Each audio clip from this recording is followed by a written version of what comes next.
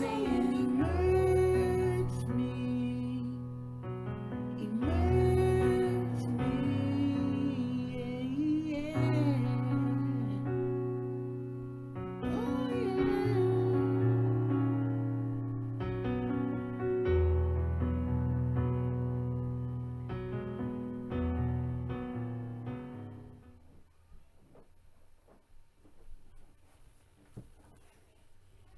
yeah.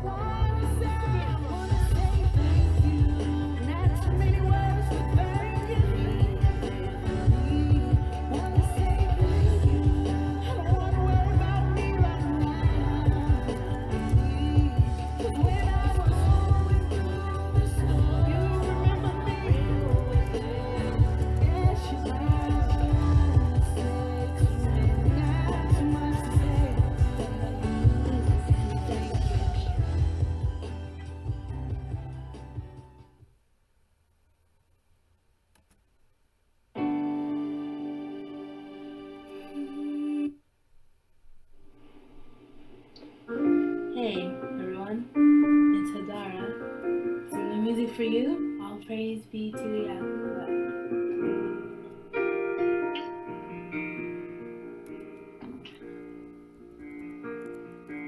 Praise be to Yahuah. Praise be to Yahuah. Praise be to Yahuah. Praise be to Yahuah. Your word is true. Your word is true. Set apart in your truth. Set apart in your truth.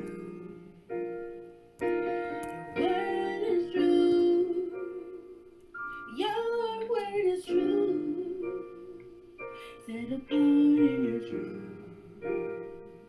Set apart in your truth. There is none like you, oh yeah. There is none like you, oh yeah. There is none like you, oh yeah. There is none like you, oh yeah, oh, none like you. Praise be to Yahuah. Praise be to Yahuah. All the praise be to Yahuah. Praise be to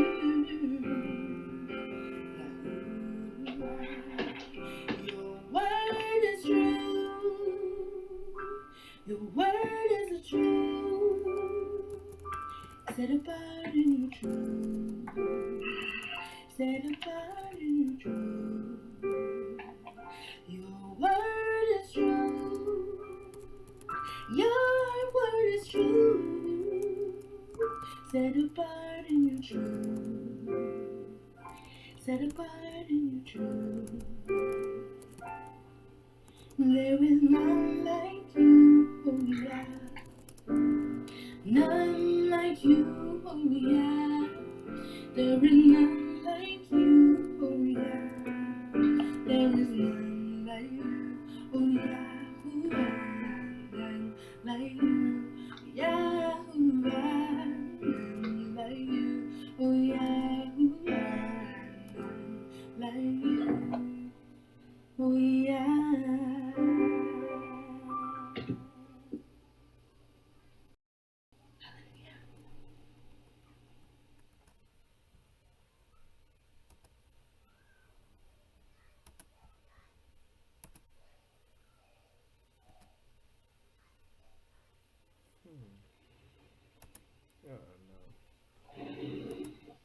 No.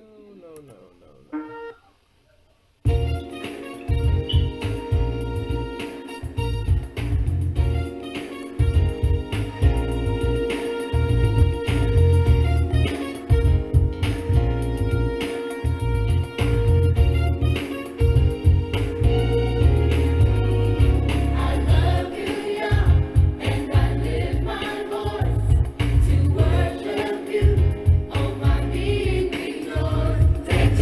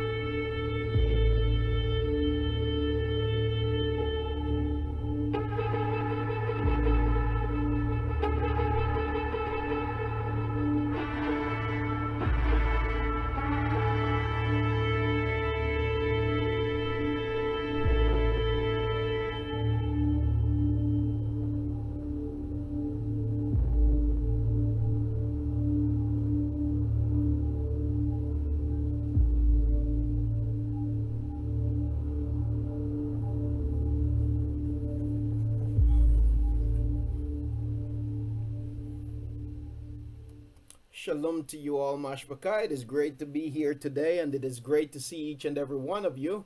I'm aware that it seemed like we might be having some trouble with the YouTube stream. I'm hoping that family joining us on YouTube, it seemed as if the stream got interrupted, but you can get back on to the stream by going to a new stream. By going out and joining a stream that restarted. It is my hope that the family joining us on YouTube was able to do that. I'm just checking to see where it's at here. If you're hearing me on YouTube, family, if you could just put a 1 on the screen, then that would be great. I want to say shalom to each and every one of you. Shalom also to the family on Facebook. Shalom to the family here on Fuse. It is great to see you all. Akut Shar, shalom to you, Akut Sharia. Great to see you. And our Akut said it seemed as if she is having a tough time getting into Fuse. I'm not sure why that is. Tuda Rabbah for the ones there, family. I see that you are still connected. We seem to be having just a little bit of technical difficulties here today, but nonetheless, Yahuah is great, and He is greater, and we look to Him for resolve, and so I believe that in time all of this will be cleared up, and so it is wonderful to see each and every one of you here today. I want to greet the family joining us on Facebook. If you're joining us for the first time, we want to say shalom to you all, and we want to welcome you. Praise Yahuah.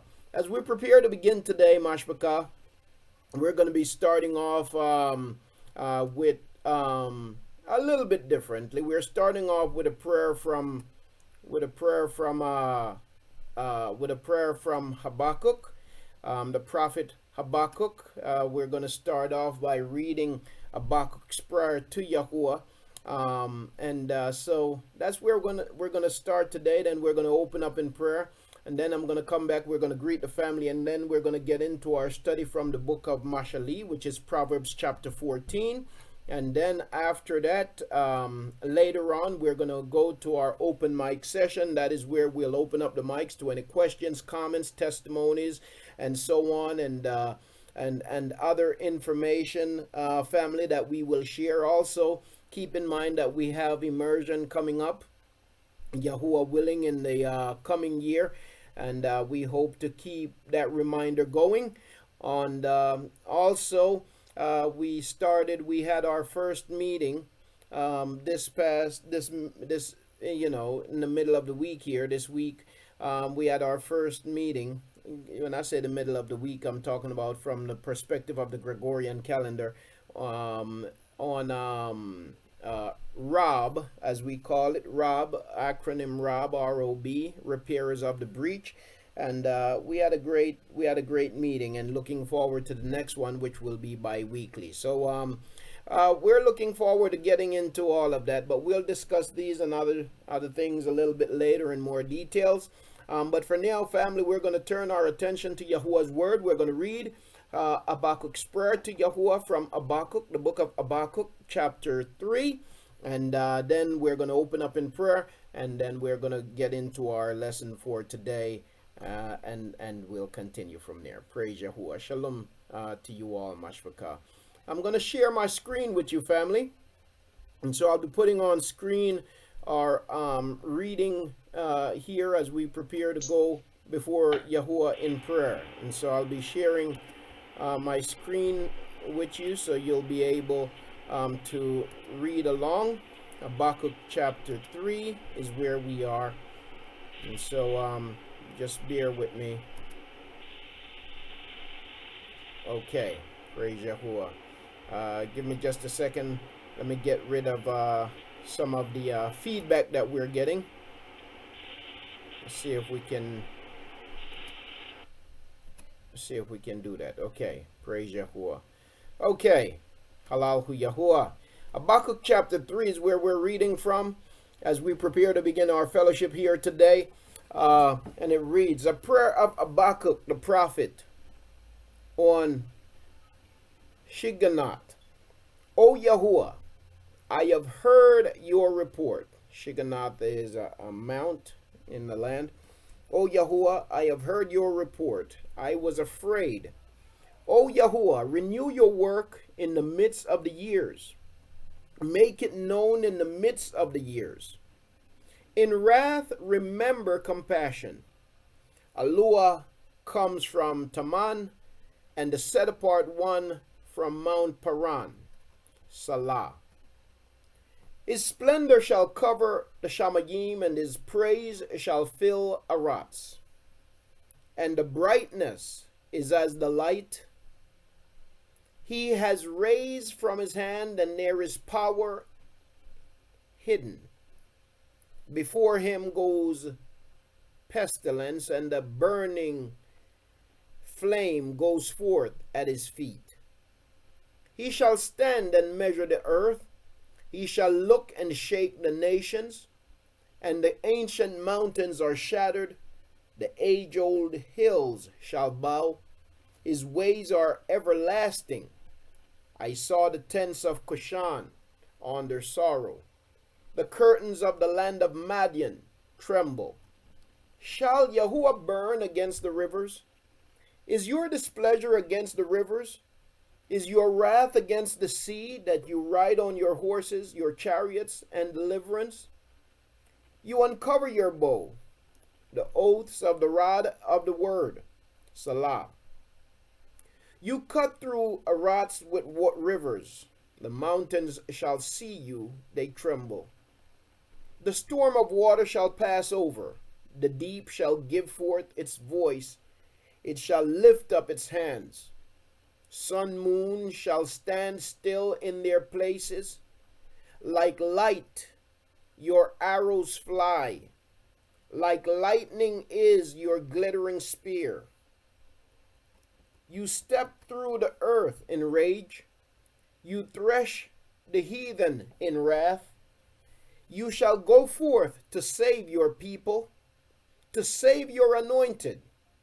You shall smite the head from the house of the wrong, by laying bare the foundation to neck. Salah. Halal hu Yahuah.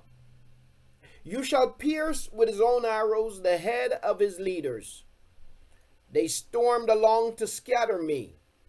Rejoice, as if to devour the poor in secret.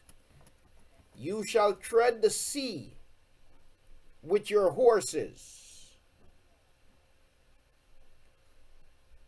You shall tread the sea with your horses, the foaming of many waters. I heard, and my body trembled. My lips quivered at the sound. Rottenness came into my bones, and I trembled within myself, that I might rest for the day of distress, to come upon the people who would attack us. Though the fig tree does not blossom, and there is no fruit on the vine, the yield of the olive has failed, and the fields brought forth no food. The flock has been cut off from the fold, and there is no herd in the stalls. Yet I exult in Yahuah. I rejoice in the Elohim of my deliverance. Yahuah, the sovereign, is my strength.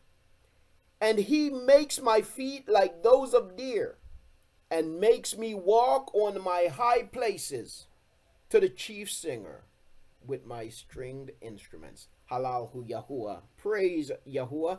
We give Yahuah praise, honor, and esteem. This is the prophet Habakkuk crying out to Yahuah while in his judgment against his people because of their disobedience. Yet he is asking Yahuah to express compassion. And what the prophet declared in the end is that Yahuah will deliver his people, and that Yahuah will reverse the curse upon the head of those people. I'm not getting into a study of this text here today. I just wanted to read it. This was Habakkuk's prayer to Yahuah, but I just want to point out something even as we prepare to go before Yahuah in prayer, because you see, I believe that I know that we are living in the time of awakening, and in order for there to be a regathering, there must be an awakening. That's the way it works. And so we are living in the time of awakening, because the time of regathering, I believe, is indeed at hand. How soon? That's according to Yahuwah's timing. But we know that we're in the time of awakening, and this time of regathering is at hand. But I just want to point out something, because, a lot of times we look around us and we see stuff happening, and the signs are everywhere. One of the things that Yahuwah says is that, in church they have the secret rapture doctrine in church. They have the secret rapture doctrine in church. But the reality is that Yahuwah's coming is no secret. That Yahuwah's return will be no secret. It can be no secret. And that there are always signs that accompany his coming. There are always signs that accompany his work. You see, and so just like as we were in Matzrayim, as our ancestors were in Matzrayim, and when they sought to take out the firstborn of Yasharal in Matzrayim, how Yahuwah took out the firstborn of the wicked in Matzrayim. This week I was watching the news, and of course, all of you, family, all of you here do know that over the past few couple of years or so, the whole drug thing have gone from being a crime to being to being a what they call it, to being a medical crisis, or to being a sickness, to being a disease. So it's no longer a crime.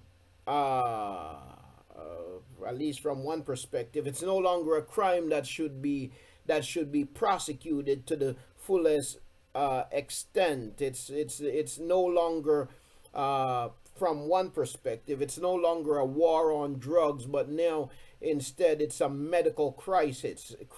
It's a disease that we have to heal. And what I'm talking about is the fact that even just this week I was watching in the news where they're giving schools, they're giving millions of dollars worth of this drug that treats people of drug overdose. They're giving millions of dollars to schools because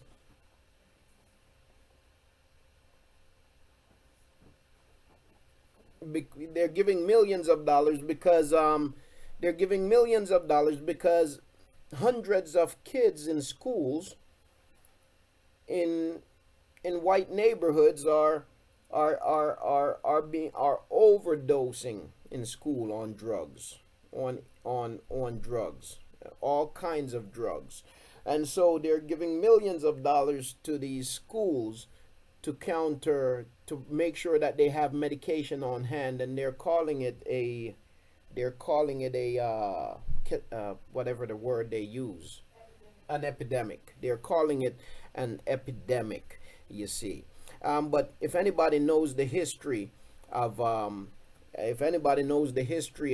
drugs and how it has ravaged our communities and our families, and know that it was not accidental, that it was not by mistake, but that it was willfully done, It was willfully done to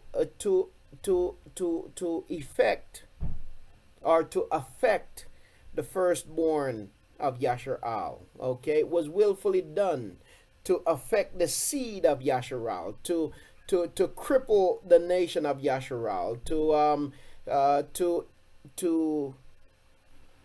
emasculate, or what do you call it?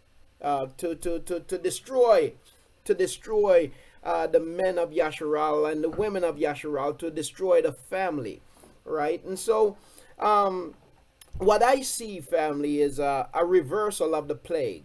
What I see is a reversal of the plague. You see, it's just like with Pharaoh when he tried to destroy the firstborn of Yasharal. What did Yahuwah do? Yahuwah destroyed his firstborn. So looking here at Habakkuk's prayer, if you look in verse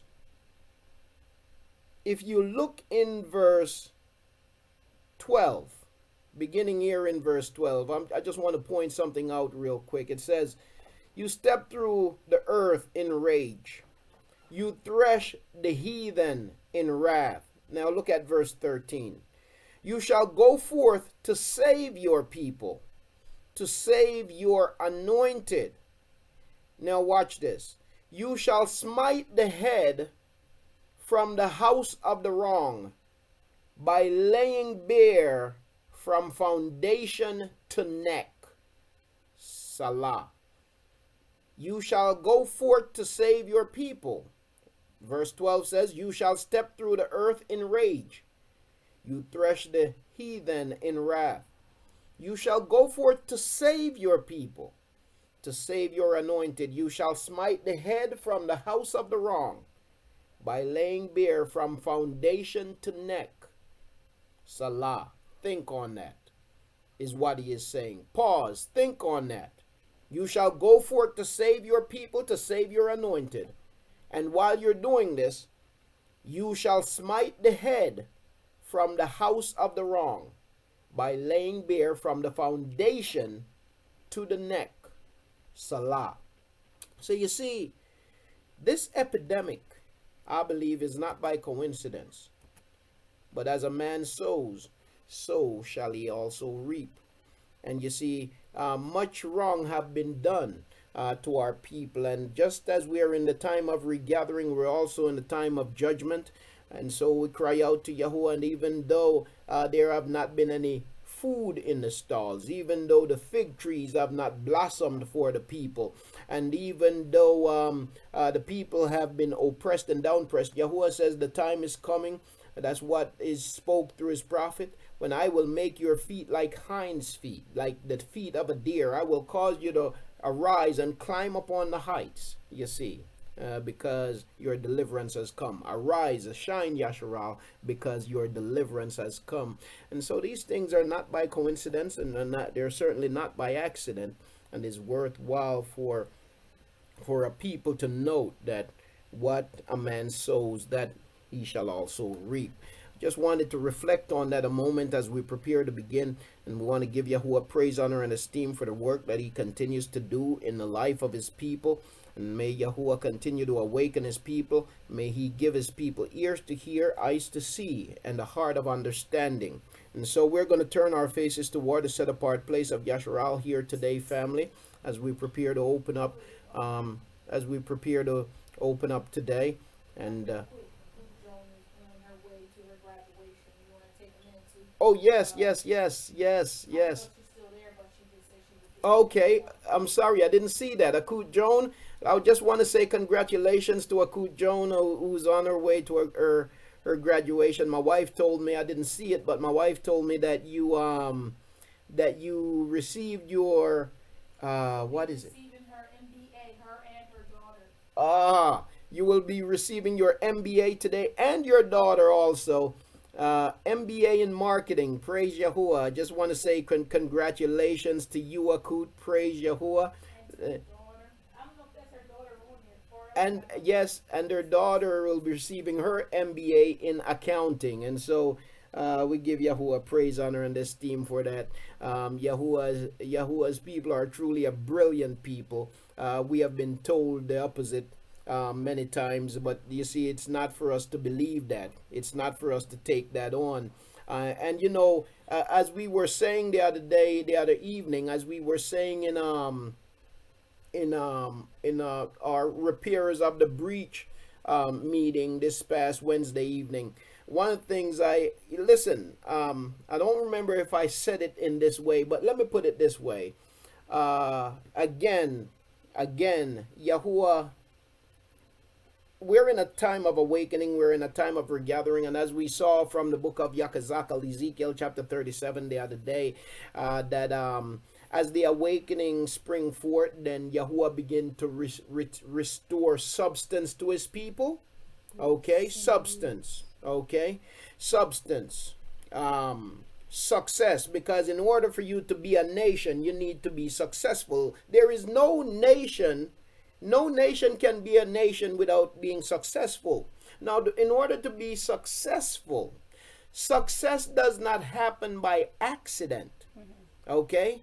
Success does not happen by accident. Success for the people of Yahuah, it happens through the favor of Yahuah, but not only through favor, but also through hard work. Yes. It does not happen by accident, and it does not happen overnight. It requires hard work. It requires tenacity.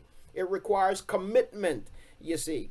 And so Yahuah favors us, and he gives us everything that we need. And so we praise Yahuah Akut for that great accomplishment. Yes. And we congratulate you and your daughter Akut.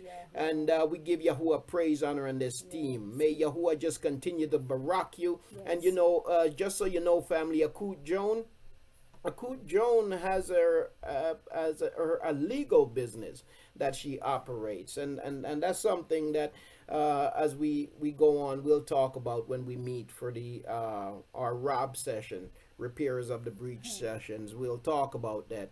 But praise Yahuah for his daughter, and just the biggest congratulations ever that I can give you. I just want to congratulate you and your daughter. Yes. on an amazing accomplishment. Praise Yahuah. Yes. Okay.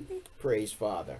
I was going to say something, I forgot what it was, but I just give Yahuah all esteem for your Akut and the abilities that he has put in you, and just, standing strong in this and continuing and staying focused and all of that. Yes. So we give Yahuah all praise, honor, and esteem for you. Yes. And you know what? Let me not forget to say congratulations also to Akut Adelaide. Akut Adelaide is Akut Jones' mom.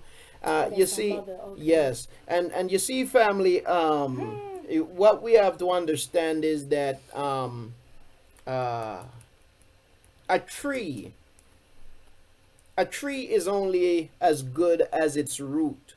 Okay, a tree is only as good as its root. If you have a tree with bad roots, then you're gonna have a bad tree. Eventually, the tree is gonna die. You see, and so I know that Akut Joan and Akut Jones' daughter, being who they are, certainly can be attributed to her mom and grandmom. Okay, so we give Yahuah praise, honor, and esteem. May Yahuah just continue to barak you, mashpaka, in all that you do. May Yahuah barak you. May he favor you. Praise Yahuah. And the gifts that he gives to you, is for the benefit of his nation. And so Yahuah is building a nation, and this is what I want us to understand and to get. This is what Rob is about, repairers of the breach, because a lot of times as a people we suffer from a complex, but we got to begin to look at ourselves differently. Consider every nation that exists and ask, how did it begin? Has it always been a nation? Or did somebody stand up? Did a people stand up and begin to do what was necessary to build a nation? And you see, we, with Yahuah on our side, we can do just that, because he's equipping us to do just that. And so we have important work to do, but it is going to take hard work. Of course, we have Yahuah's favor, but we have to combine favor with hard work. And so, again, congratulations, Akut. Praise Yahuah. All right, family, we're going to open up in prayer, and then I'm going to come back, just greet the family, and then we're going to get to our study, and then we'll come back to open mic later on. Praise Yahuah. Hallelujah. Praise Father. Yes, indeed, Aki. Praise Yahuah. Okay. Praise Yahuah. Hallelujah. All right. Let me just change my screen here for a moment. We're gonna turn our. Say again, please, babe. Yeah, I'll have to find it. There's a line that's creating that sound.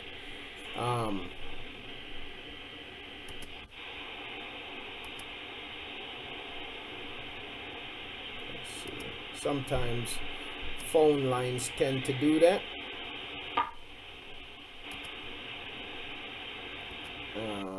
Okay, there it is. I think I found it.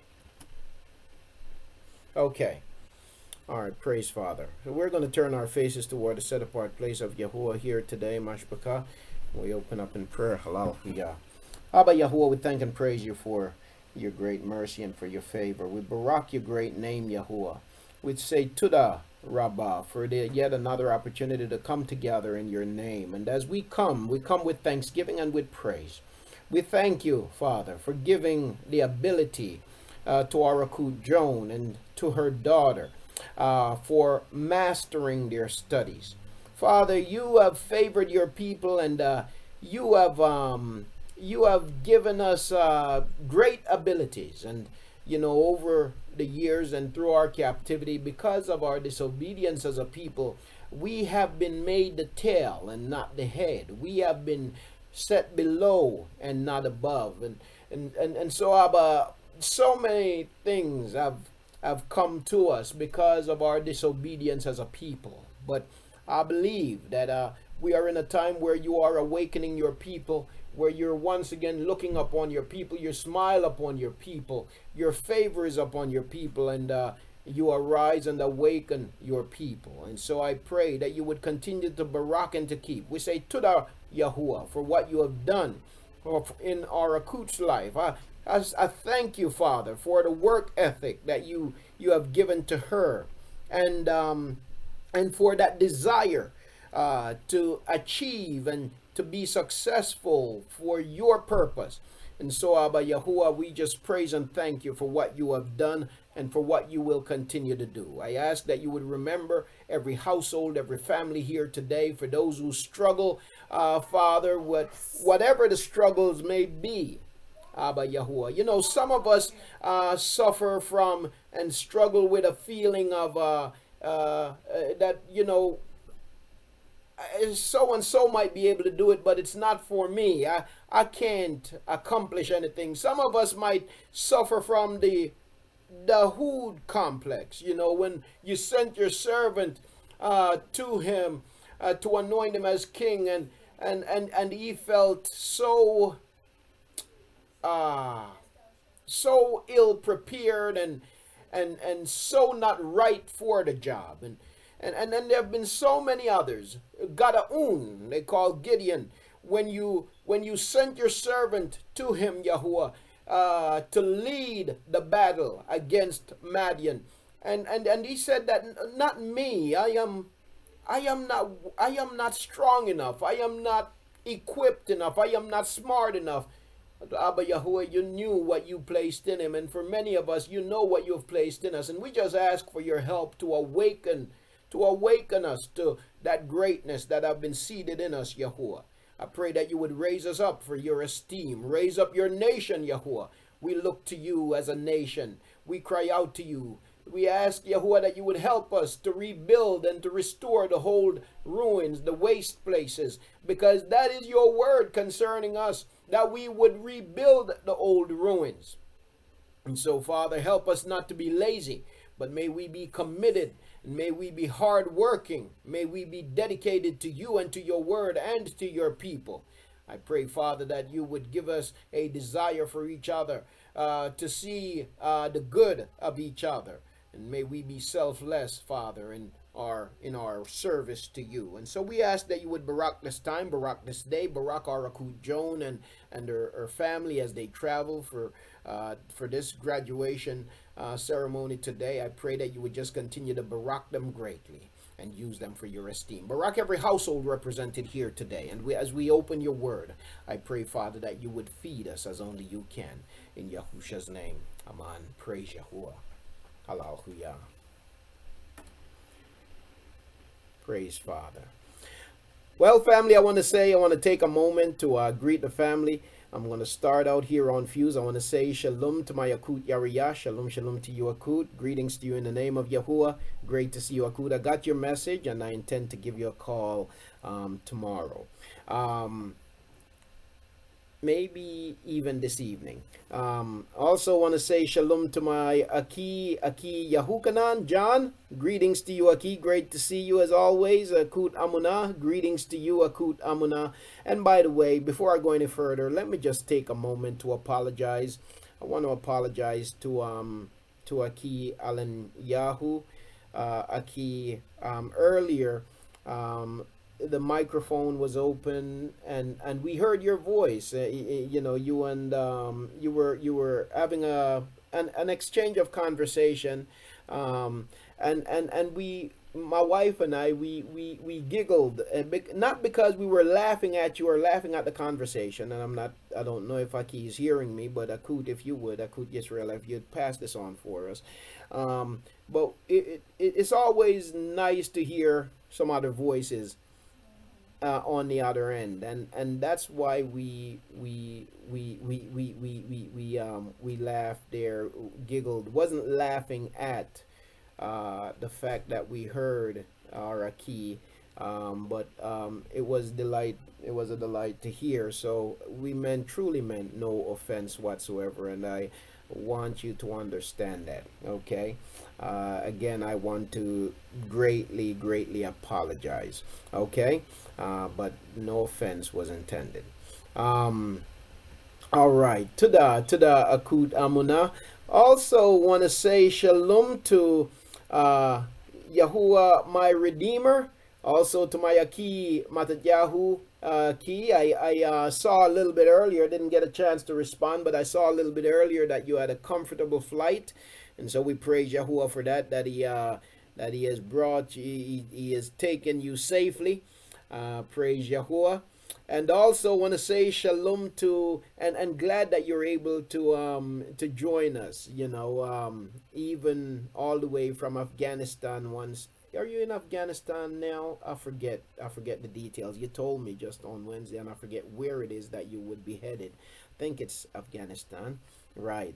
So glad that that you're able to join us even all the way from Afghanistan, Aki. We praise Yahuah for the opportunity, my Aki. Also to Akut Vernice, I want to say shalom to you, Akut, and you know, while I greet you, I also want to extend my shalom to Aki Yaram Yahu and Akut Yolanda. Just pass that along for me, please. They're always in my thought and in my prayer, and I'm looking forward to hearing my Aki's voice, Yahuah willing. I continue to pray that Yahuah would bring back vibration to that vocal cord and allow his voice box to work the way that it was created to work. May Yahuah just continue to favor and to barak his servant. Praise Yahuah. He's doing much better. Halal hu Yahuah. Praise Father. And so that's exciting news. That's exciting news, Akut. May Yahuah just continue to strengthen him and to strengthen Akut Yolanda and to strengthen you guys. Want to say shalom also to Akut Sharon. It is wonderful to see you as always, Akut. And also to Akut Mahalia. Greetings to you, Akut. Great to see you once again. To Aki Keith, I want to greet you in the name of Yahuah, my Aki. Great to see you as always. And to my Aki Franklin, the same Aki. It's great to see you, Aki Franklin. Also want to say shalom to, in the name of Yahuah, my Aki as always, and to my Aki Franklin. Okay, let me just phone line 323-273. I have you muted, but I'm gonna unmute it. So just make sure your phone's muted for me. If not, I hear myself again. Okay. Want to say shalom also to Aki Delayahu. Greetings to you, Aki. Great to see you as always, my Aki. And also to Akut Sharia. I want to say shalom to you. And also to Akut Angela. I want to greet you, Akut, in the name of Yahuah. To my Akut Al Yashba, the same to you, Akut. And to Aki Adi Al, greetings to you, my Aki. And also there to Akut Adelaide, Akut Joan, and the family.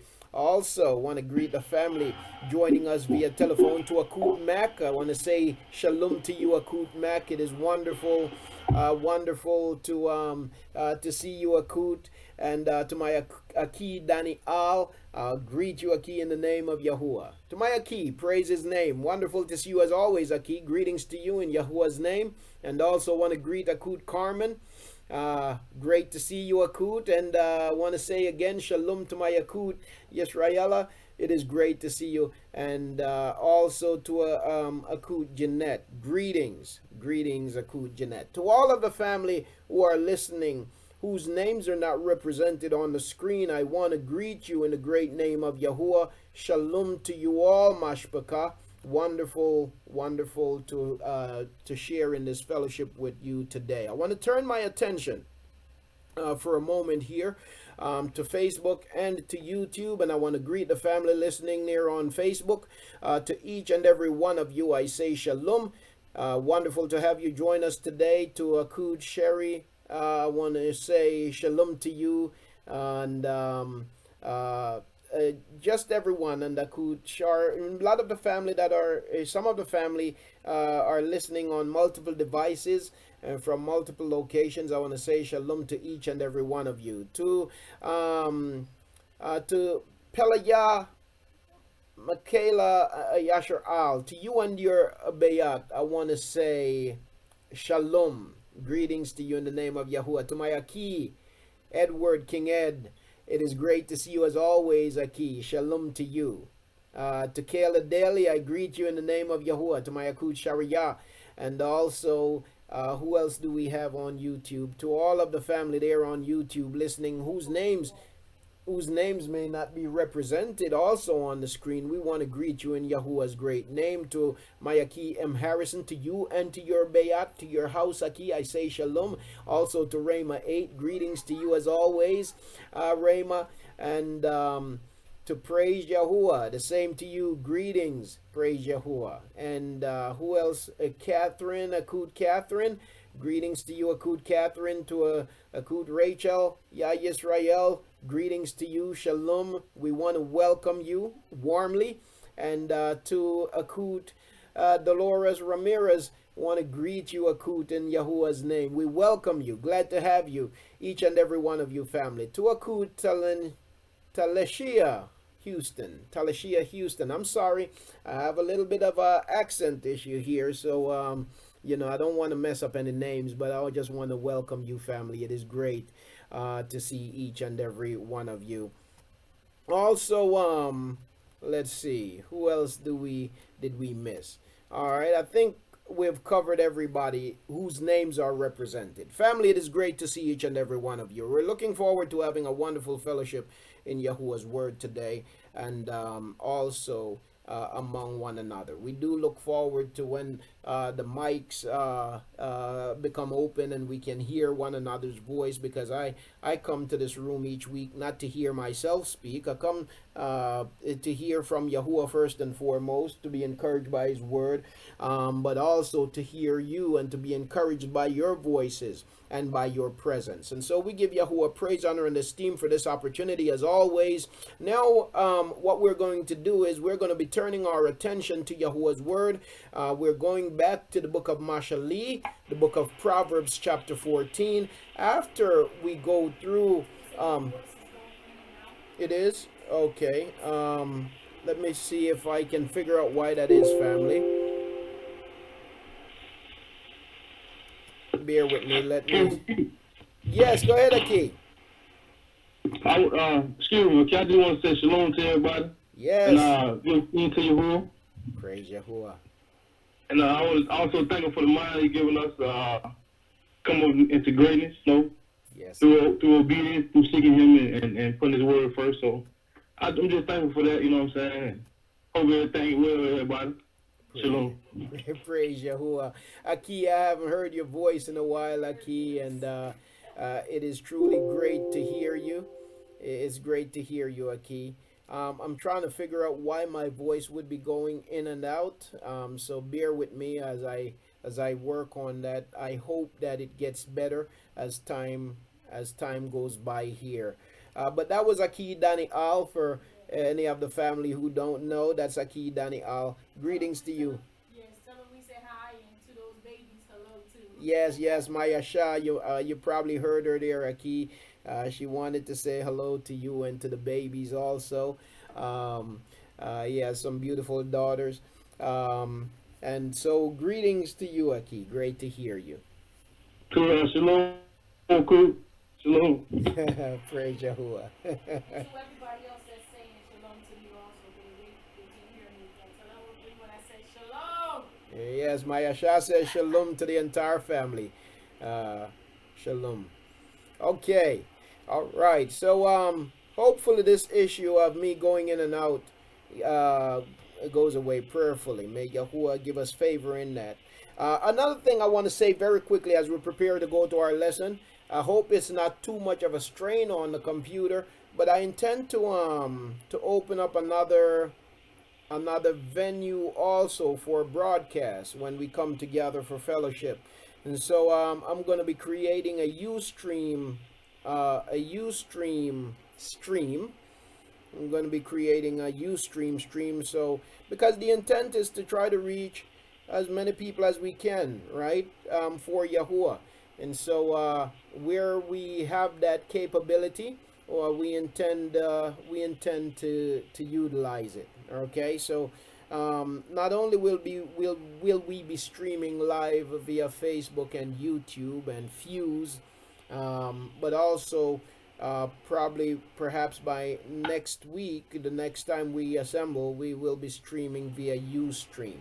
Now, if it's too much on the computer, then I'll have to just leave it alone. But we hope to be able to do that also. All right. Well, family, we're gonna get started. We're gonna turn our attention to the book of Mashaly, the book of Proverbs, chapter 14. Last week we left off at verse 20. We left off at verse 20 last week, and so we're going to be picking up from there. And again, it is my prayer that our study through the writings of wisdom that it will be a barakah to you, family. That it will bring encouragement and strength to each and every one of you, and that it will give us direction and purpose also, because that's what wisdom does. Wisdom gives us direction and purpose. The wisdom keeps us safe, right? Wisdom enlightens, wisdom guides. And so we're returning to chapter 14 of the book of Mashaly. Mashaly chapter 14. Of course, when it comes to wisdom, the book of Mashaly is not the only place for wisdom. All of Yahuwah's word is filled with wisdom, but you can also go, for example, you can go to the book of Ecclesiasticus, you can go to what they call Ecclesiasticus, you can go to the book of Sirach. You see, really, they're all a part of the same writings. They've just been divided up. You know, for the sake of time and trying to get through this, I've been focusing mainly on the book of Proverbs.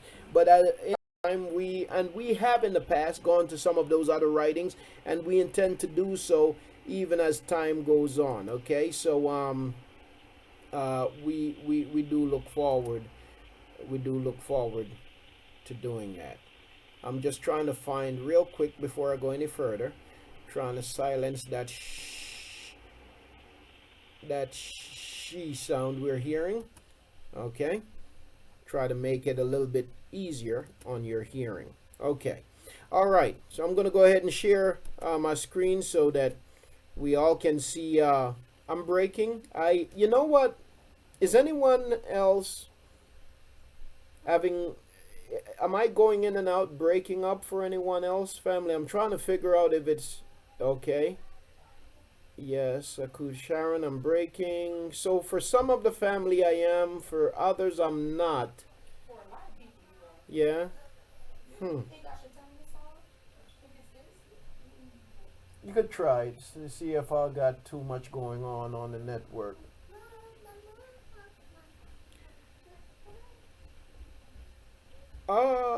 Wait, I missed something. Okay. Breaking on YouTube also.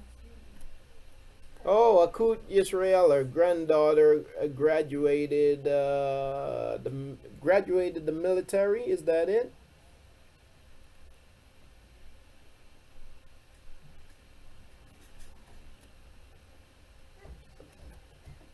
Okay, okay, okay. Praise Father Akut, praise Yahuah, and congratulations to her also.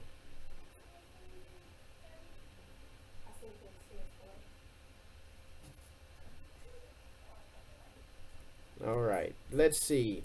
Let me just I'm trying to find out why it is that we're having so much trouble. Just bear with me here, family.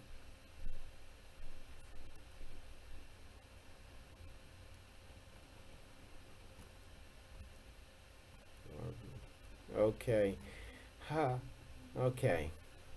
Breaking on YouTube. Hmm.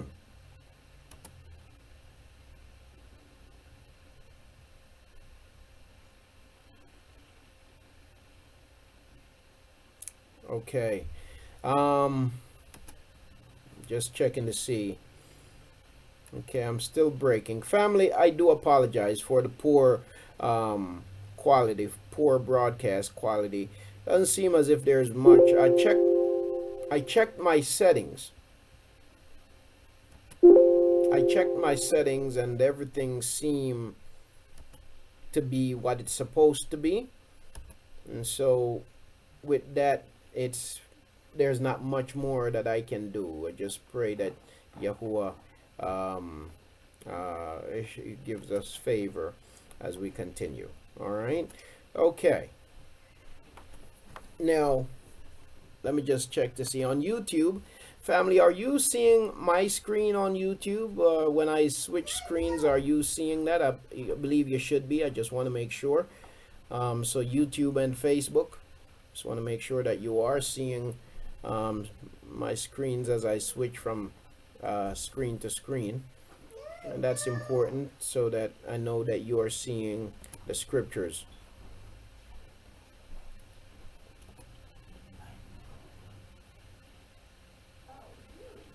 Okay. All right. Mashaly, the book of Proverbs, chapter 14. Again, we left off at verse 20 last week. We're going to pick up from verse 20 and we're going to go from there. I'm going to read from verse 19. The evil ones shall bow before the good. The evil ones shall bow before the good, and the wrong ones at the gates of the righteous. And the wrong ones at the gates of the righteous. So you see, there comes a time when every curse is reversed. You see, those who have ruled over us, they will bow before us. That's according to the word of Yahuah. That's actually what we just read from the book of Habakkuk also. So the time will come as Yahuah favors his people and as Yahuah raises up his people, that the evil ones shall bow before the good. Okay? You know, I don't want to get too much into that, but I work with people. I was having a conversation yesterday. Well, I wasn't having this. I was listening to the conversation. I was sitting there. And there's a man that I work with, and he don't realize how racist he is, but he is quite racist. And if you should say to him that he is a racist, he would deny being a racist, because most racists deny that they are racist. It's only a small percentage of racist people that will tell you that they're racist and be proud of being racist. So because of that, a lot of people who are racist will say they're not. And so this idea that the KKK is just a small group, you know, that myth continued to, you know, idea that the KKK is just a small group. that idea continued to circulate. But the reality is that's not the case. Just a small group. There's a microphone open, family. If you could just check your mics for me. Yes, so, you know, so the reality is that there are more racist people than we recognize. Anyway, the reason why I'm saying this is because this man, who number one, he has a problem with the position that I hold because he believed that position, and I will tell you that for the most part, for the main part, he believes that to be the case because of his skin color. If for nothing else, because of his skin color, he should be above me. But yesterday, he was having a conversation with some folks in the office, and I was sitting there, and he was talking about a time in America when he didn't use the word lynch, but he's saying it to us sitting there. You know, they were talking about crime, and he's saying that we need to go back to that time when they used to lynch people. No, when he said they used to hang criminals on Sundays. You know, he said, you know, there was a time when, you know, the whole community would come out and they would hang these criminals on Sundays. Well, he didn't use the word lynch, but what he's talking about is lynching. He's saying that we need to return to the days of lynching. You see, he said that crime would be less. But the problem with that is, and when he said that, it really angered me. And what I said was, you know, our criminal justice system is very corrupt. How can you trust it to hang the right person if that's the case? You know, so but this is somebody that is really a very racist individual, you know. But he's talking about us as about this nation needing to go back to when they used to hang criminals on Sundays. The reality is, when the community would come out to watch these hangings, the majority of the people that were being hanged were black people, and the majority of the black people being hanged were not guilty of anything, but in most cases were actually lied against, you see, and they would have these public spectacles. These just inhumane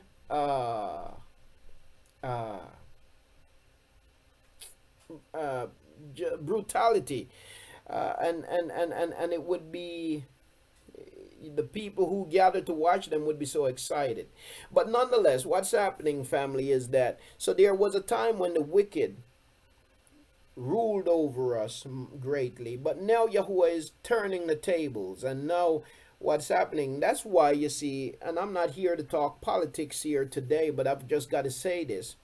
That's why, for example, even in the last election that you see, and if you look at elections across Europe, what you're seeing is what people are voting on when it comes to these elections. They're voting along identity lines. That's what they're voting. That's the lines that they're voting along. They're voting along identity lines. So you have these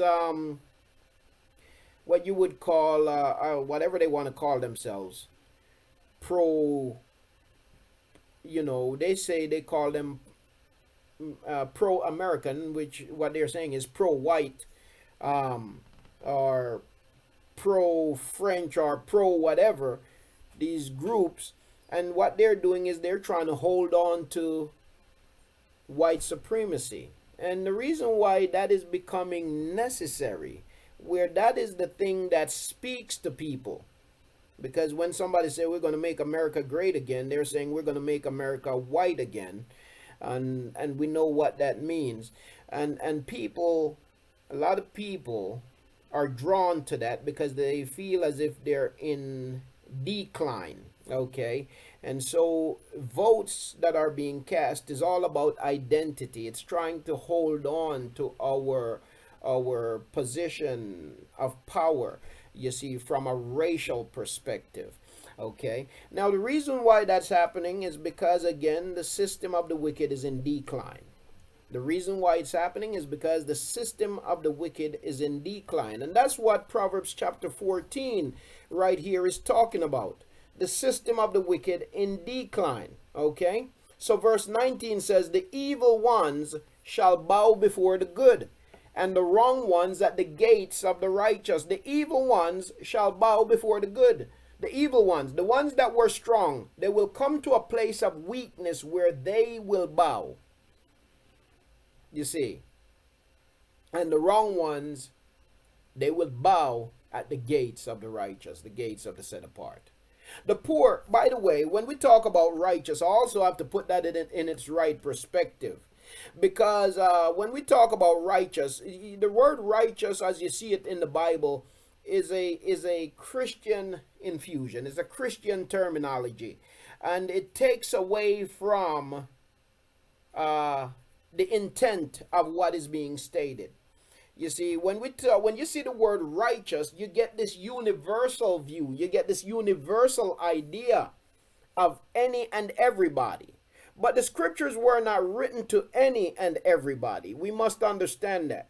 That the scriptures were written to one nation. The scriptures were written to one nation, the nation of Yahusha. Now, I'm not done yet, so please bear with me while I finish this. The scriptures were written to one nation, the nation of Yahusha. Now, while the scriptures were written to one nation, the nation of Yahusha, and Yahuah called that nation his Kadash nation, his Kadash people, meaning his set apart people, or his set apart nation. While Torah was given to that nation, yet Yahuah have always left the door open for anyone of any other nation who would be willing to reject their customs, their traditions, their heritage, and to turn to Yahuah and his instruction, right? And to embrace his people. Yahuah has always left the door open for anyone who is willing to walk in obedience according to his instructions and joining themselves to his Kadash nation. He never intended for anybody to say, well, you know what, I'm gonna be righteous. I'll be my own people. I'll keep my own heritage and my own identity. I'll just be quote unquote righteous, and somehow I'm going to enter into the kingdom. That was never Yahuwah's idea, never Yahuwah's intent, and it's still not Yahuwah's intent. Will never be Yahuwah's intent. And so the righteous here is talking about the set apart people, the set apart nation of Yahusha, and that set apart also applies to anyone who will genuinely turn away from their wrongness, from their lawlessness, from their pagan heritage, and turn to Yahuwah's ways, you see. But when we look at the word righteous, then based on what we have been taught, we get the idea that somebody in church, this applies to somebody in church, or this applies to anybody who live quote unquote good lives. No, but it don't. You see, this is talking about the nation of Yahusha and those who will join themselves to the nation, taking up the instructions of Yahuwah. Okay, so he says that this time would come when the evil one shall bow before the good and the wrong ones at the gates of the Kadash people, the Kadash nation. Okay, at the gates of the Kadash nation, at the gates of the set apart nation, not at the gates of the righteous. When you say it like that, you get the idea that people, no matter where the so-called righteous is living, people are going to come and bow at their gates. This is not talking about that. This is talking about in light of a nation. People are going to come to the gates of the nation, to the borders of the nation. They're going to bow down to the set apart people. The poor is hated, even by his own neighbor, but the rich has many friends. And we all know that, right? The poor is hated, even by his own neighbor, but the rich has many friends. And that's why we as a people have been so very hated, because we are poor. And we have been poor because of the curse that has been upon us. Read the book of Devarim 28, Deuteronomy 28, or anywhere in the scriptures. When we disobey, we are brought to poverty. Now, Christianity have conditioned us to hate the idea of being wealthy.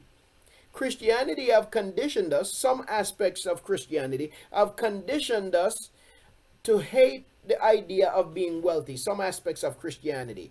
That's the one aspect of Christianity. Then you have another aspect of Christianity that's the prosperity. That's the other lying aspect. So you have two lying extremes.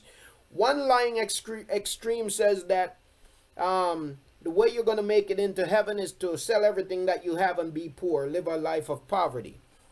That's not according to Scripture. No, none of us either are going to spend eternity in heaven. So there's a whole lot wrong with that idea. But then you have the other extreme of Christianity that says that by all means, do everything you can to get wealthy.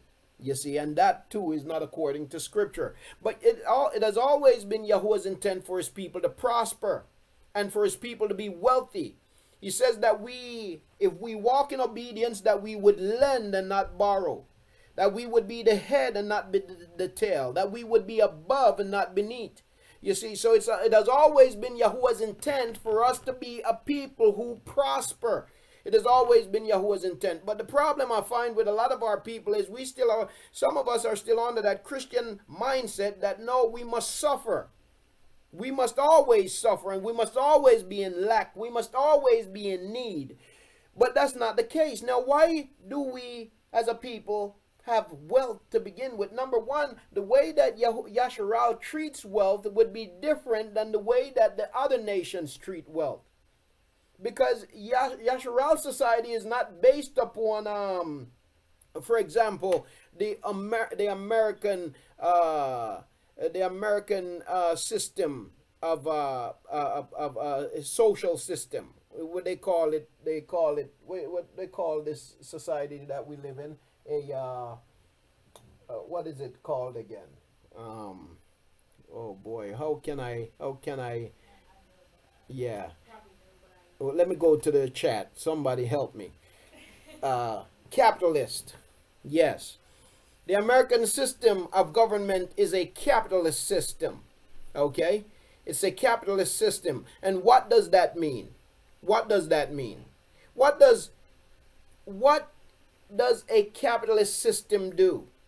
A capitalist system feeds on the weak. Okay? To make the strong stronger. That's what the capitalist does. They capitalize on the poor. Okay? So to be a capitalist system is actually to be a wicked system.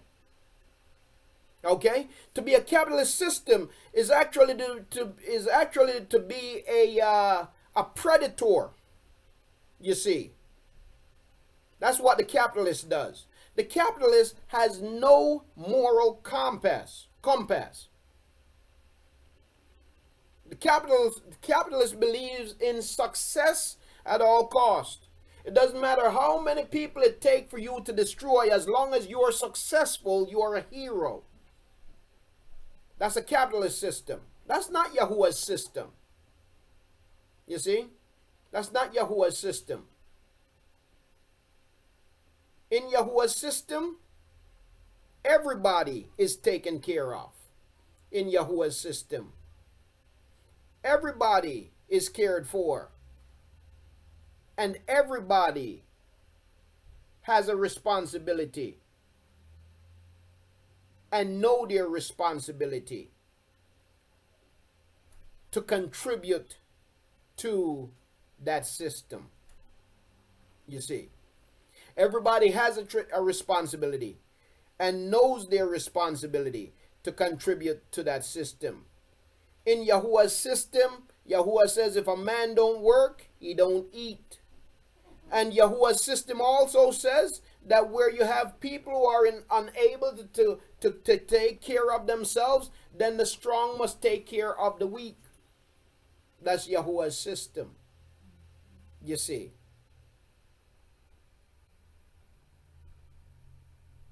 Okay? And so my wife had just pulled up a definition here of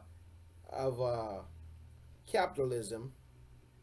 It says an economic system in which investment in and ownership of the means of production, distribution, and exchange of wealth is made and maintained chiefly by private individuals or corporations, especially as contrasted to cooperatively or state-owned means of wealth.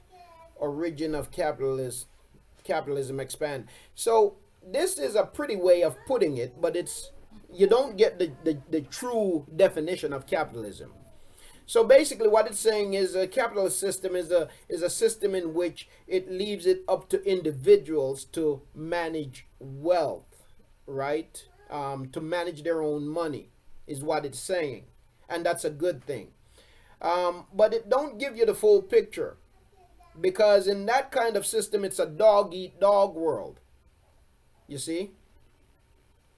It's a dog-eat-dog world. In a Kadash system, in a set apart system, in a set apart nation where people are abiding by the instructions of Yahuah,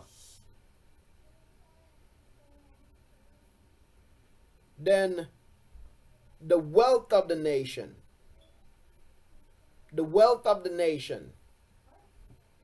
is governed by the king. The wealth of the nation is governed by the king. And the set apart king will ensure that all of the people of that nation is properly taken care of. You see. And to say that the wealth of the nation is governed by the king is not to say that the king have all of the money. But the nation is governed, is broken down into sub-leadership heads. You see. But that's not Yahuwah's system. Now he says, he who despises his neighbor sins. This is Yahuwah's financial system still at work. Okay? He who despises his neighbor sins, transgresses against Yahuwah.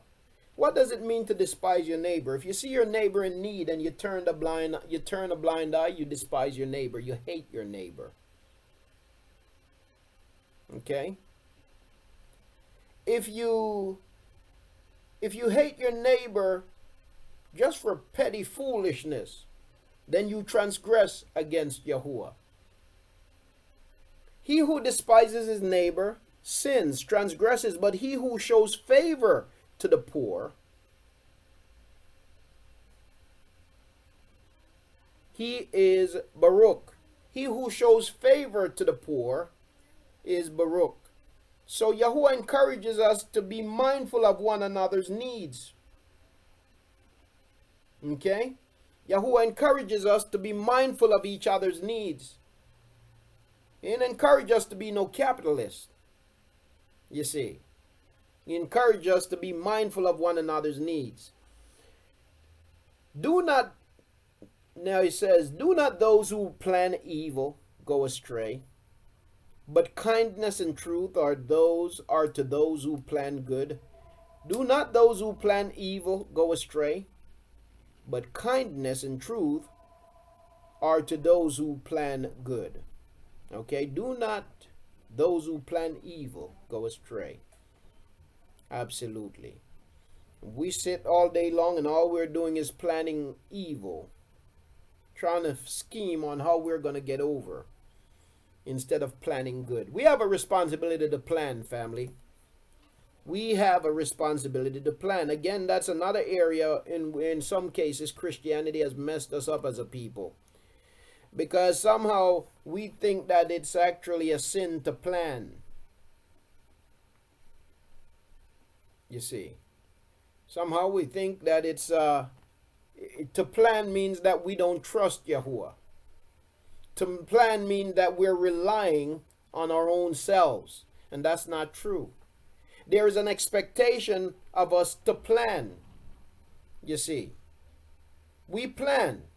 But absolutely, yes, we do know that Yahuwah directs Yahuwah determines our direction. But we do plan. We have a responsibility to plan. We have a responsibility to prepare. So to plan and to prepare does not mean that we do not trust Yahuwah. But Yahuwah expects for us to plan. You see? Yahuwah expects for us to plan. Yahuwah expects for us to prepare.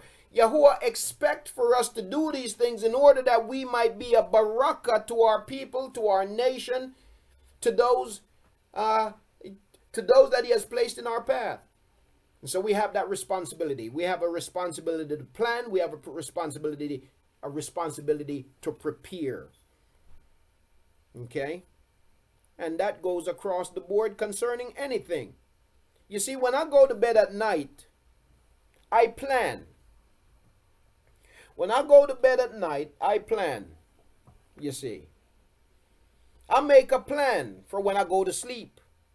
I have plans for when I'm awake. When I go to bed at night, I plan. And you know what my planning entails? I think about the security of my house. I think, what will happen if I'm in my bed and somebody try to break in my house? And as I think about that prospect, then it causes me to make preparations for that, just in case that should become a reality. And a part of my preparations is to set up a line of defense that will hopefully deter or discourage anybody from even trying to get in the house to begin with. I try to make it a little difficult for him, should that be his intent. And then if he is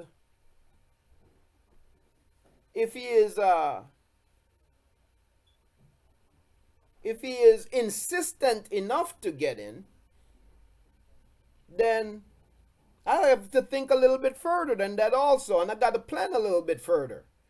So what if he is so insistent that he makes it through the window? Then what happens next? And then what if he is so insistent that he goes make it through that plan, and now he's in my bedroom? What happens next? You see. And so you got to plan for everything. Now some people will say, no, you just trust Yahuah. And the fact that you plan and prepare means you don't trust Yahuah. No, the fact that you fail to plan and prepare means that you're a fool. Because Yahuah does intend for you to plan. That's why he gave you a brain. That's why he gave you abilities. You see. Now I use that as an example. But that applies to every area of our lives. You see? That applies to every area of our lives. We have to plan and we have to act. Here we go. We have to plan and we have to act. Okay? We have to plan and we have to act. But as we plan, don't take our time planning evil. Don't waste your time planning evil, because when you plan evil, guess what you're going to get? You're going to get evil. So he says in verse 22, do not those who plan evil go astray, but he who shows favor to the poor, that one is Baruch. So when you have people who scheme on other people, they're trying to get rich at the expense of others. Eventually, you know what's going to happen to them? Pretty soon they're going to crash and burn. Eventually they're going to crash and burn. And their latter end will be worse even than their beginning. You see. Do not those who plan evil go astray. Now verse 23. In all labor there is profit. In all labor there is profit. You see, it's a wonderful thing to work. In all labor there is profit. But talk of the lips lead only to poverty. Some people are good at talking. They can sell you a good one. You know? They can sell you with their talk. But yet when it comes to actually enacting something, they can't get it done. As a people, we've got to be so disciplined where we talk less and do more. It's better to talk less and to do more. In all labor there is profit, but talk is cheap. You see? So, even as we think about building ourselves, building our nation, it is necessary and it is important for us to talk less and to do more. Let our actions do the talking. Let our actions do the talking. And that's going to require discipline. You see? Let our actions do the talking. Talk less and do more. In all labor there is profit, but talk of the lips leads only to poverty. Talk of the lips leaves only the poverty. So what leads to riches? Labor, labor, labor. Family, for many of us, Yahuah have given us ideas. He has given us wisdom. He has given us guidance. But a couple things stand in the way. One, we're not willing to pay the price. We're not willing to make the sacrifice when it comes to the work required. That's one. And number two, we're also not willing to suffer for the moment, to lose so that we may gain. You see, if you have a vision, I might have a vision. And I've been guilty of this. Yahuah might give me a vision. And in order for me to pursue that vision, it means that I'm going to have to sacrifice my way of living right now so that I might have a better outcome later. But because I don't want to sacrifice the way I'm living right now so that I might have a better outcome later, then I never fulfill the vision that has been given to me. You see, because I'm not willing to make the sacrifices now to experience a much better outcome later. No, I want to continue to live comfortably. You see. But at the same time, I also want to experience or reap the fruits of the vision. But it doesn't work like that. You're either going to sacrifice on the front end or you're going to pay the price on the back end. And I'll say that it's always better to sacrifice on the front end than to pay the price on the back end. Because usually what it means is on the front end of the deal, you are youthful and much stronger. When it comes to pay the price, now you are older and you are weaker. And it's more taxing. The price becomes more taxing at that point. Whereas in your youthfulness, you may be able to bear the strain and make the sacrifice. So that when you're older, you can then, to an extent, or to a large extent, have an easier life, right? So the point is, in labor, in all labor, there is profit. In all labor, there is profit. But talk of the lips leads only to poverty. So the takeaway there is that we talk less and we do more. We got to be about it. We got to be a people that's about it. Talk less and do more. The crown of the wise is their wealth. The crown of the wise is their wealth. The crown of the wise is their wealth. Wisdom. Wisdom brings wealth. Remember Shalomah? Shalomah asked for wisdom. That's what he asked for. But because wisdom was what he asked for, that's the best thing that he could ever ask for. Because if you have wisdom, then everything else follows. And that includes wealth. The crown of the wise is their wealth. Now, do not let that fool you, though, because even fools sometimes have wealth. The difference, though, between the fool and the wise is that the fool and his wealth will soon depart, while the wise remains. He is firmly planted. So simply because somebody has money don't mean that they're wise. Fools have money too, but the fool and his money will soon depart. You see. Indeed. And that is true too, Aki Willie. But, again, we take it to this point. When we talk about wealth, wealth for us as a people is not, it's not for just for individual reasons. Okay? Wealth for us as a people is not just for individual reasons. Okay? It's about building a nation. You know why? You know why the Jews are so successful?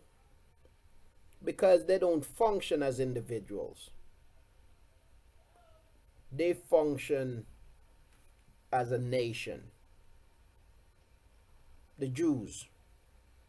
They don't function as individuals. They function as a nation. They plan as a nation. They work as a nation. They function as a nation. What they did was they stole our ideas and they use it and they are successful. We got to take back our ideas and use them because they will make us successful. We're looking for success all over the place when success was given to us. We just have rejected it. Others have seen it and seen the value in it, and they have applied it and have become successful. But it's not for them, therefore it will not last.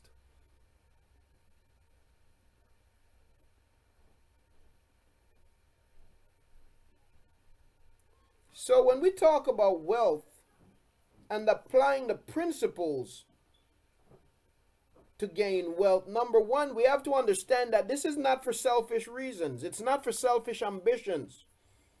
But overall, it's for the posterity of a nation. You know, so even for me, if I'm one who is not in great health, right? If I'm one who's not in great health, now if my outlook is selfish, then I will say, then what's the use, right? After all, how am I going to enjoy it? But when we have nation vision, then the way that we look at it is, you know what? I might not be in the best of health. I might be on my way out, but I'm going to give all that I have to ensuring the posterity of my people, to ensuring the success of my people. You see? For the rest of my days, everything within me, I'm going to contribute all I can for the benefit of my nation. You see? So, from Yahuah's perspective, it's not about looking at my condition and determining, okay, am I healthy enough to enjoy this if I work hard and is successful? Am I healthy enough to enjoy it, or is my health in a shabby shape, and so therefore, it don't even make sense for me to even bother try. That would be Ananias and Sapphira's way of looking at it, because they were in it for selfish reasons, while everybody else was looking at it from the perspective of nationhood, building a posterity for the people of Yahuah, you see. And so that would be the difference in that situation. Now he says in verse 24, the crown of the wise is their wealth. The folly of fools is folly.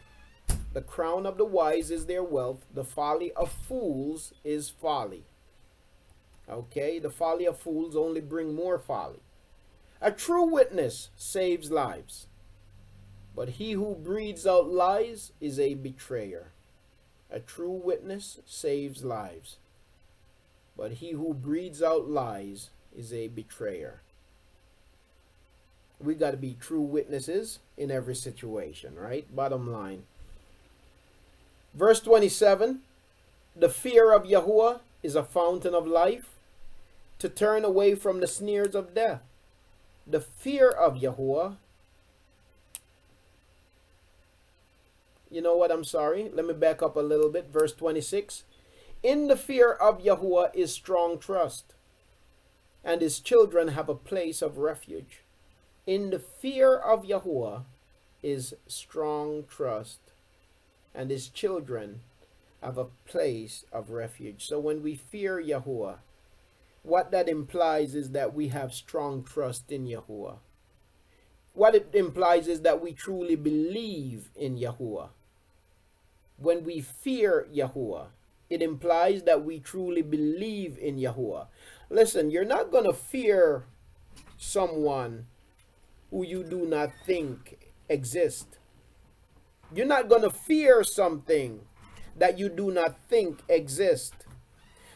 So where there is fear for Yahuwah, it shows that there is strong and true belief in Yahuwah. Where there is no fear, it shows that there is no belief. You see. So it says, in the fear of Yahuwah is strong trust, strong belief, and his children have a place of refuge. When we fear him, it shows that we believe, and he is a place of refuge for those who fear him. Verse 27, the fear of Yahuwah is a fountain of life to turn away from the snares of death. So when we fear Yahuwah, that means that we live in fear of Yahuwah in as much as we live in esteem of Yahuwah. When we live in fear of Yahuwah, in as much as we live in the esteem of Yahuwah, then that fear turns us away from the snares of death. That fear turns us away from the snares of death. You see, of course, there is healthy fear and there is unhealthy fear.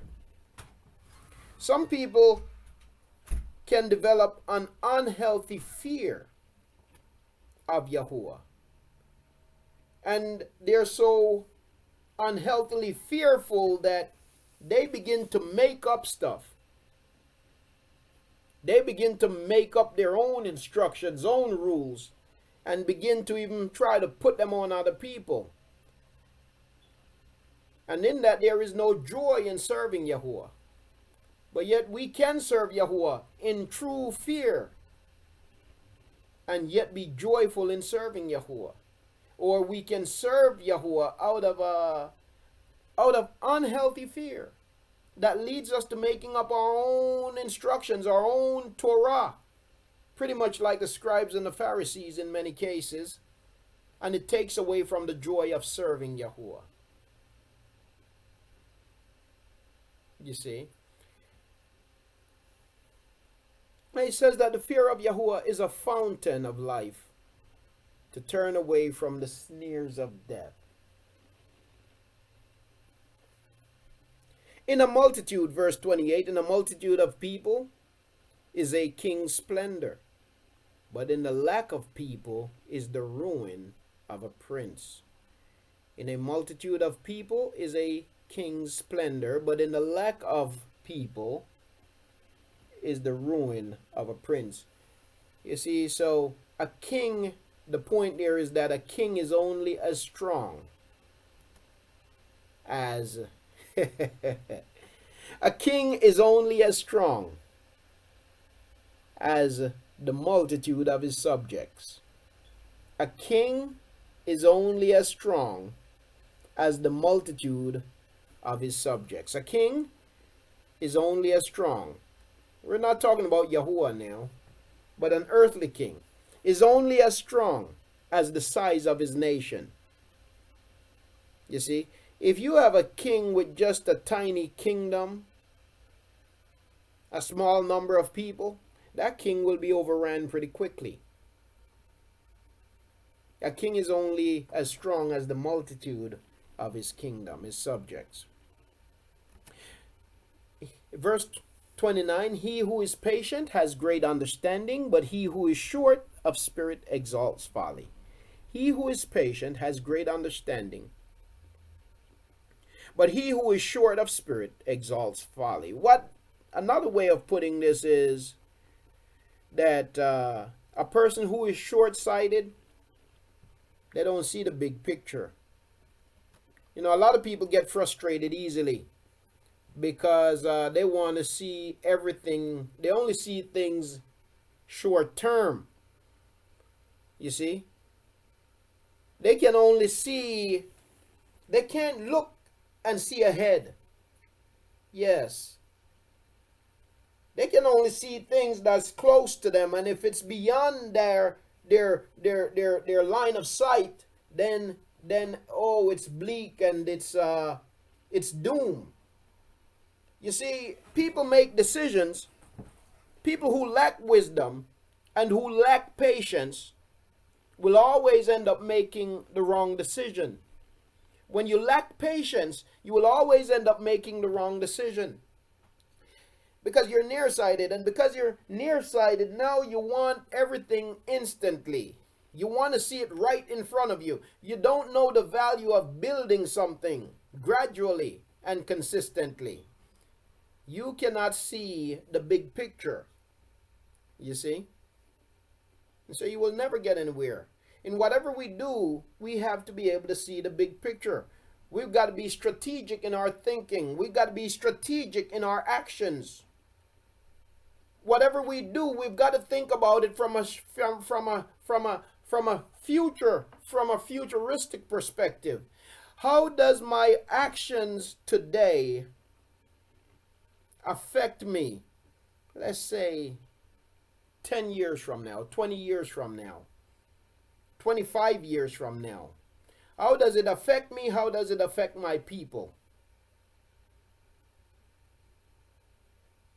Right?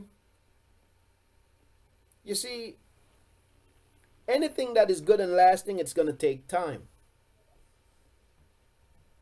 Anything that's good and lasting is going to take time, and therefore, we've got to have a sense of being patient and work with patience in mind. You see, work with patience in mind, because if we're not patient, then we will destroy the very thing that we're building, because we're not patient enough. Absolutely. That's right, Aki. As Aki Franklin says, the future literally starts now when you put it. Absolutely. The future, your future starts now. That's what the book of Ecclesiastes speaks about. That which is has already been. That which has been will be. So we've got to understand our role in our future and our role in building our future. Absolutely. Listen, let me put it this way. I'm going to use the roads, the streets, the paved roads as an example. Think about this. The roads that you drive today, or the path that you walk today, was not paved today.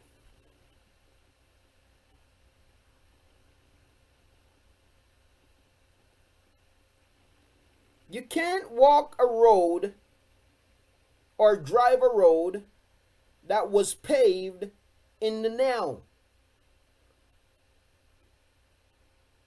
The road that you drive on today was paved yesterday, yesteryear. It was paved before you got on it.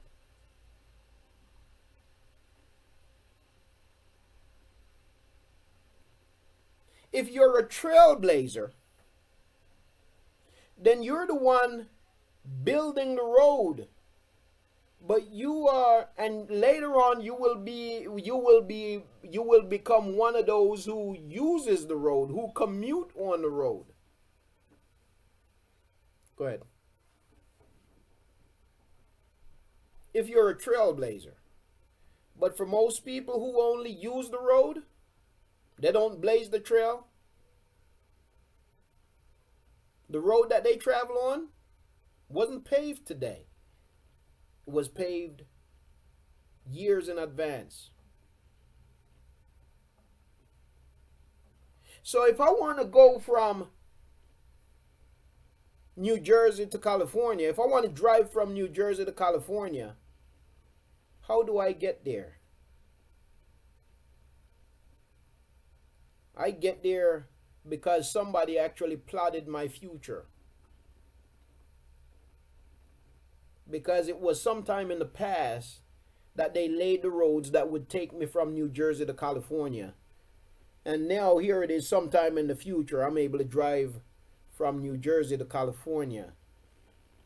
But simply because I got up this morning and decided to drive from New Jersey to California, didn't mean that I got out there and began to pave the road. If I did, I wouldn't be making it to California in the time that I wanted to, because I'd be busy blazing trail. But the trail has been blazed, and now I just got to get on the road and drive, because my future was built yesterday.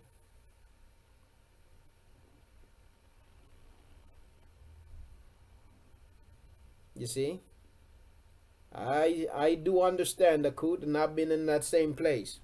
My future was built yesterday. So that's what we got to understand. When we act, we've got to act with purpose. Be patient. You see? In doing it with purpose, then we've got to be patient. And know that we are affecting our future. We are either affecting or effecting our future based upon what we do today. Okay? We're either affecting or effecting our future based upon what we do today. Yes, indeed.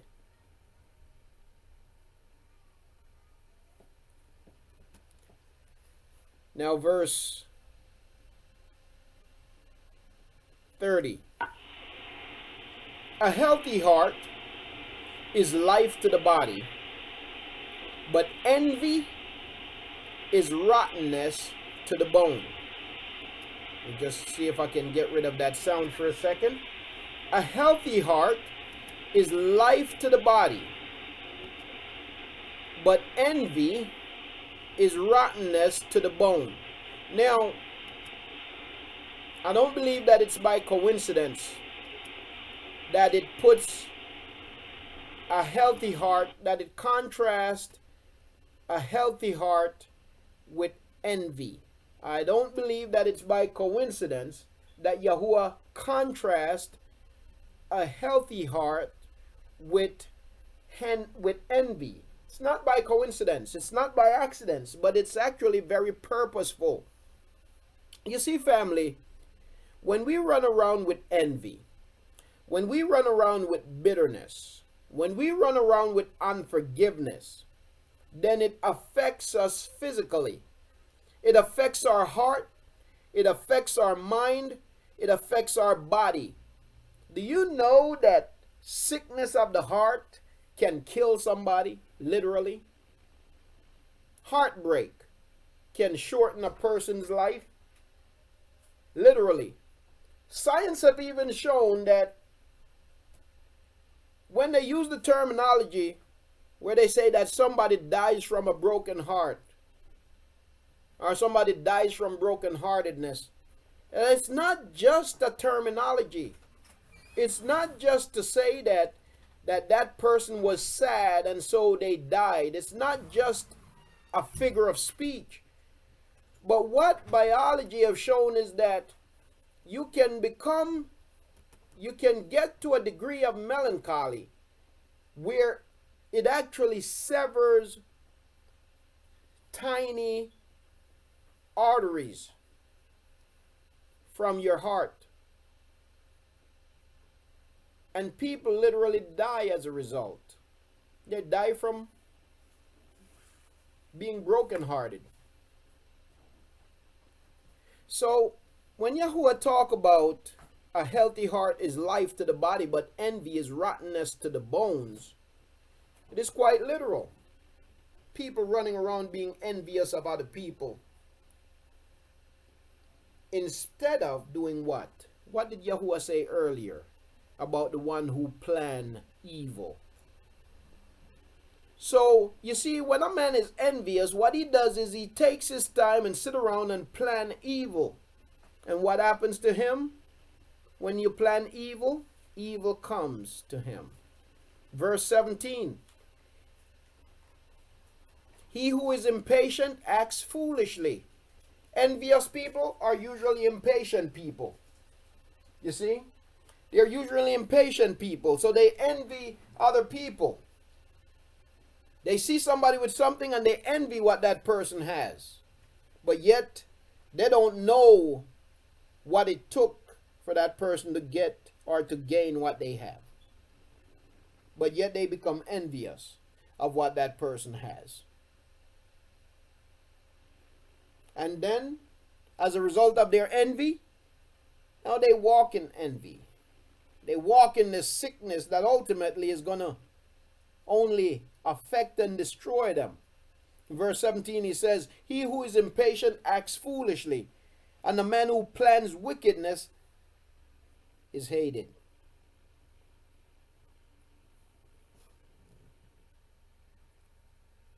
There's another verse in there where he talk about the one who plans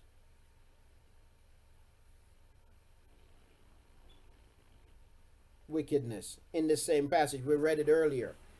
But the envious person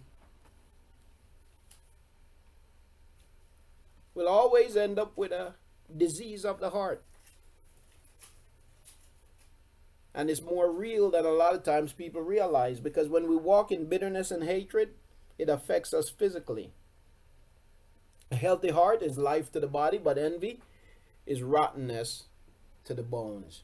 When we talk about envy, and as a matter of fact, what I'm going to do is I want to spend a little bit of time on envy. So I'm going to come back to that. I want to go to the book of Bereshit as we look at envy. I want to go to the book of Bereshit, and we're going to look at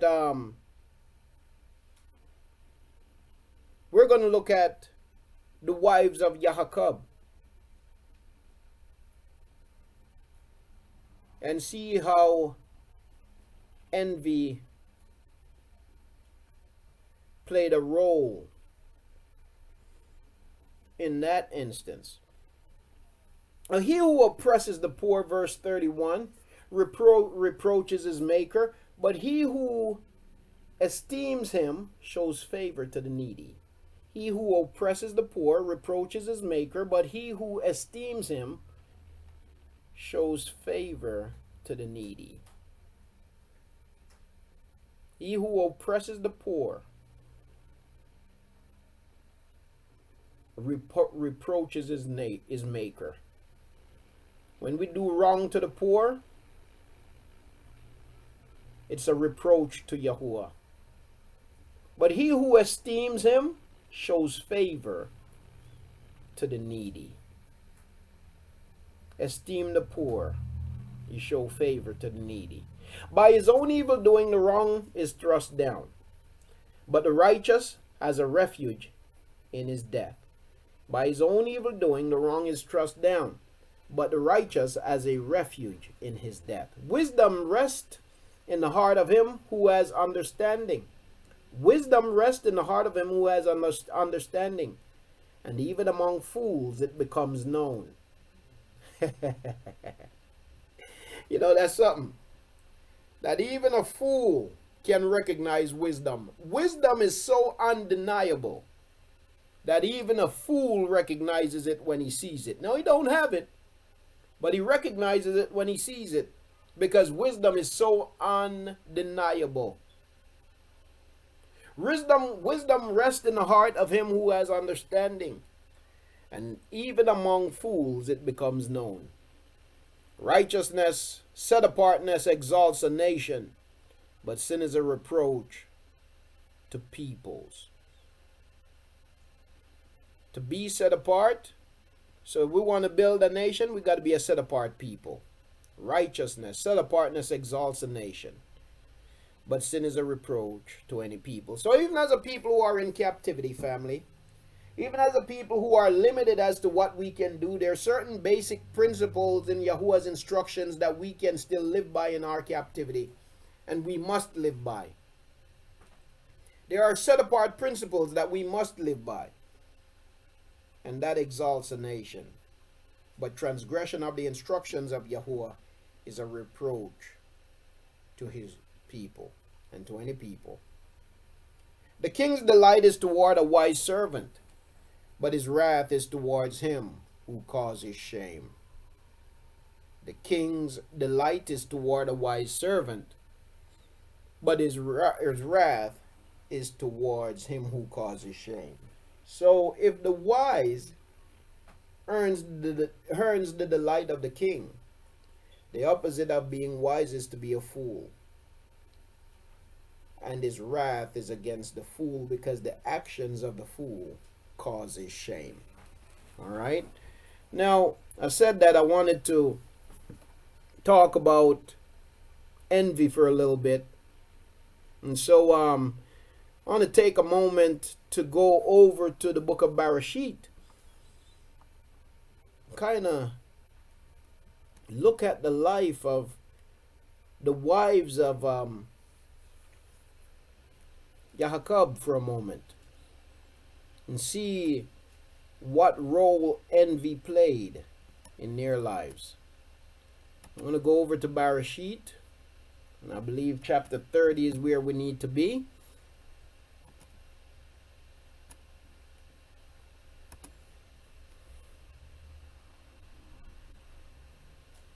Matter of fact, I'm going to pick up from chapter 29, the latter part of chapter 29.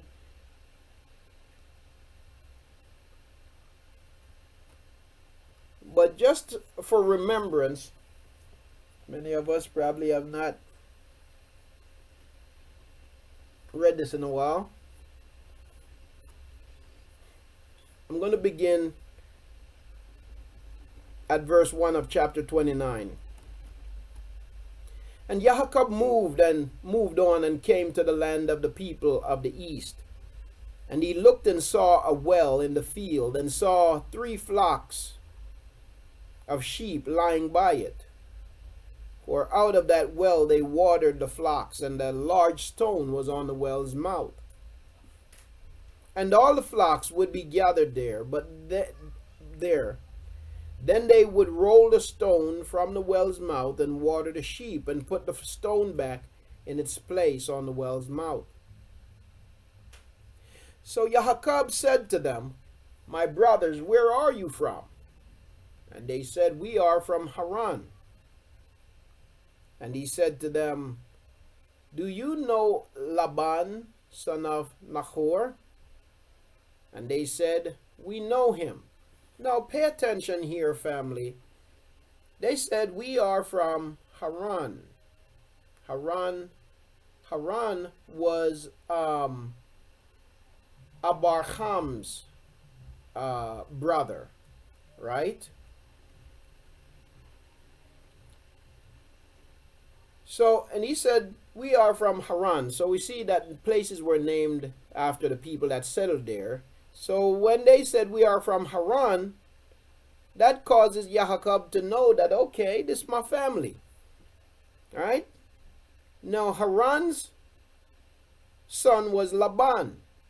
So he said to them, Do you know Laban, son of, actually, it was Nahor. Haran's son was Nahor, and Haran's grandson was Laban. So he says, and he said to them, Do you know Laban, son of Nahor? And they said, We know him. So he said to them, Is he well? And they said, Well. And see, his daughter Rachel is coming with the sheep. And he said, See, it is still high day, not the time for the livestock to be gathered together. water the sheep, and go and feed them. But they said, we are not allowed until all the flocks are gathered together, and they have rolled a stone from the well's mouth. Then we shall water the sheep. While he was still speaking with them, Rachel came with her father's sheep, for she was a shepherdess. And it came to be, when Yahuah saw Rachel, the daughter of Laban, his mother's brother, and the sheep of Laban, his mother's brother, that Yahuah went near and rolled a stone from the well's mouth and watered the flock of Laban, his mother's brother. And Yahuah kissed Rachel and lifted up his voice and wept. And when Yahuah told Rachel that he was her father's relative and that he was Rabkaiah's son, she ran and told her father.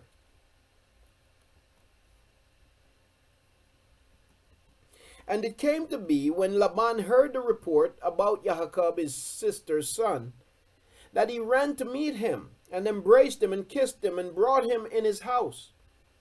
Then he told Laban all these matters. And Laban said to him, you are indeed my bone and my flesh. And he stayed with him for a month. Then Laban said to Yahuah, because you are my relative, should you therefore serve me for nothing? Let me know, what should your wages be? And Laban had 2 daughters. The names of the elder was Leah, and the name of the younger was Rachel. And Leah's eyes were weak, but Rachel was lovely of form and appearance. And Yahuah loved Rachel, so he said, let me serve you 7 years for Rachel, your younger daughter. And Laban said, it is better that I give her to you than that I should give her to another man. Stay with me. Now, Laban was a little bit disingenuous himself, or maybe perhaps a whole lot disingenuous. So Yahuah served 7 years for Rachel, and they seemed to him but a few days, because of the love he had for her. Then Yahuah said to Laban, give me my wife, for my days are completed, and let me go into her. And Laban gathered all the men of the place and made a feast. Still, he didn't say anything. Had no objections. He pretended as if he's going along with it. And it came to be in the evening that he took Leah his daughter and brought her to Yahuah, and he went into her. And Laban gave his female servant Zilpah to his daughter Leah as a female servant. And in the morning it came to be that, see, it was Leah. So he said to Laban, what is this you have done to me? Was it not for Rachel that I served you? Why then have you deceived me? You see what happened there? I think Yahuah had a little bit too much to drink. Laban, being as shiesty as he was, made sure that he had a little bit too much to drink, and so he took who he thought to be the woman that he desired, woke up from his maybe perhaps a night of drinking a little too much, and realized that it wasn't who that he thought he had. It wasn't the wife that he thought he had. Laban said, it is not done this way in our place, to give the younger before the firstborn. And that's right. But he should have said something from the door, right? Complete the week of this one. So the week here is in reference to another 7 years. To 7 years. Complete the week of this one. Then we give you this one too. For the service which you shall serve with me, still another 7 years. And Yahuah did so, and completed her week. Then he gave him his daughter Rachel too as wife. And Laban gave his female servant Bilhah to his daughter Rachel as a female servant. And he also went into Rachel And he also loved Rachel more than Leah. And he served with Laban still another 7 years. So here now is where the seeds of envy begin to take root, because you have a man with 2 wives and what will become 2 concubines, but he loved the one wife more than the other. And so the soil is fit for envy to take root. And Yahuah saw that Leah was unloved, and he opened her womb, but Rachel was barren. And Leah conceived and bore a son, and she called his name Rahaban. They say Reuben, Rahaban. She said, for Yahuah has looked on my affliction, because now my husband is going to love me. So Leah became excited, because Rachel was not bearing any children, and she bore a child first, and she got excited. She said, certainly Yahuah has looked on my affliction, because now my husband is going to love me. You know, I believe that I've certainly seen times where you have young women who foolishly think that by having a child for a man, that is going to cause the man to be committed, and that is going to cause the man to love her, but it don't work. If he don't love you, he ain't going to love you. And if you try to bamboozle him into being a father, it might only make matters worse. You see, it simply does not work. But a lot of women have fallen into that. I've made that mistake. But it just don't work. And so it's nothing new. It's been around for quite a while. You see?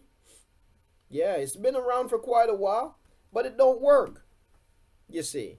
But here it is. Leah thought that it was going to work. Okay? Certainly he's going to love me now. Okay? You know something else. All right? So Yahuah saw that Leah was unloved. That was verse 21. So she said, for Yahuah has looked on my affliction, because now my husband is going to love me. Wrong. And she conceived again and bore a son, and said, because Yahuah has heard that I am unloved, he gave me this son too. And she called his name Shama'un. They say Simeon or Shimon. Shama'un. And she conceived again and bore a son, and said, now this time my husband is joined to me. So notice the way she named her sons, first and foremost. The first son, she named him Rahaban, and what Rahaban means is that Yahuah has looked on my affliction. Yahuah has looked on my enslavement. Yahuah has looked on my oppression. That's what Rahaban means. Yahuah sees my oppression. Yahuah sees my enslavement. Okay? Because she's in a relationship, she's in a marriage where she feels more like a slave than a wife. And so she said, Yahuah has looked upon my enslavement. Yahuah has looked upon my affliction. Then she conceived and bore another son, and she said, Yahuah heard. He has heard me. He has heard that I am unloved. She named him Shamahun. Yahuah has heard. So Yahuah sees, Yahuah hears, and now she conceives again, and she bears another son, and she calls him Louis. And she conceived again and bore a son, and said, now this time my husband is joined to me, because I have borne him 3 sons. So his name was called Louis. So she said, Yahuah saw, Yahuah heard, and now Yahuah has joined. Okay? You know,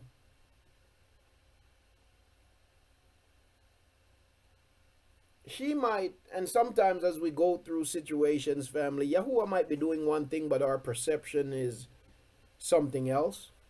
And certainly Yahuwah was doing a work, but it really wasn't necessarily the way she interpreted the work. You see, wasn't necessarily the way she interpreted it, but Yahuwah was certainly working. You see. Yes, absolutely. Absolutely, Akut. Absolutely. Akut Amuna, I agree. You see. Yes. Now, so she named him Louis. Basically, the point is Yahuwah saw, Yahuwah heard, now Yahuwah has joined her husband to her. And she conceived again and bore a son and said, now I praise Yahuwah. So she called his name Yahudah, and she ceased bearing. So now she praised Yahuwah because Yahuwah saw, Yahuwah heard, and Yahuwah joined. So after the third one, this fellow have no excuse. He is mine. Problem is though that the man's heart was still somewhere else.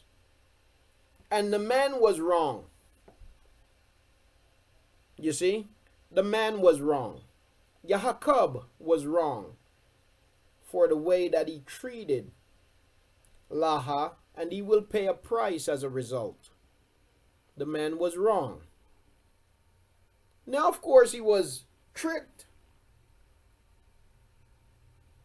You see, and because he was tricked, he carried some issues with him. He was a man with issues because his father-in-law tricked him. And he kind of took the issues out on his wife. The wife that he did not want. You see. But it's going to go a little bit deeper than that. Now we go over to chapter 30. It says, and when Haykal saw that she bore Yahuwah no children, Haykal envied her sister and said to Yahuwah, give me children, or else I am going to die. Basically what she's saying is either, listen, give me some children, or I'm going to end my life. She was depressed. You see? Because her sister was having children and she wasn't. She said, give me children or else I'm going to die. It was a shameful thing. It was viewed as a curse not to be able to have children. You see? Give me children or I'm going to end my life. And so now her perception is, now she's beginning to blame her husband for her not having children. Now things are really getting twisty here. Because now she's beginning to blame him, but that wasn't a good strategy either. Because what do you think his comeback is going to be? His comeback is going to be like, well, hey, look, I done gave Leah 4. And you ain't give me 1 yet. So who is the problem with? Right?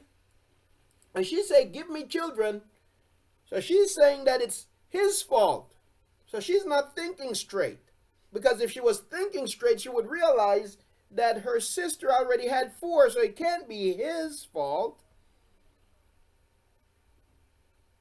You see?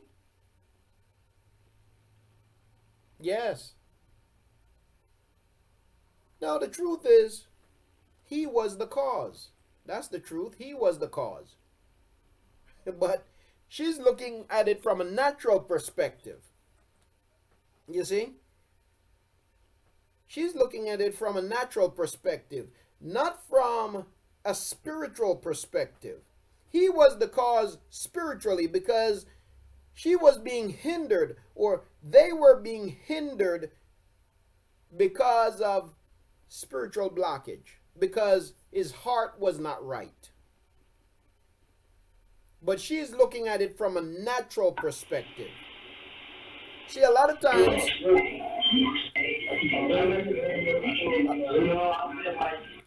times we encounter problems.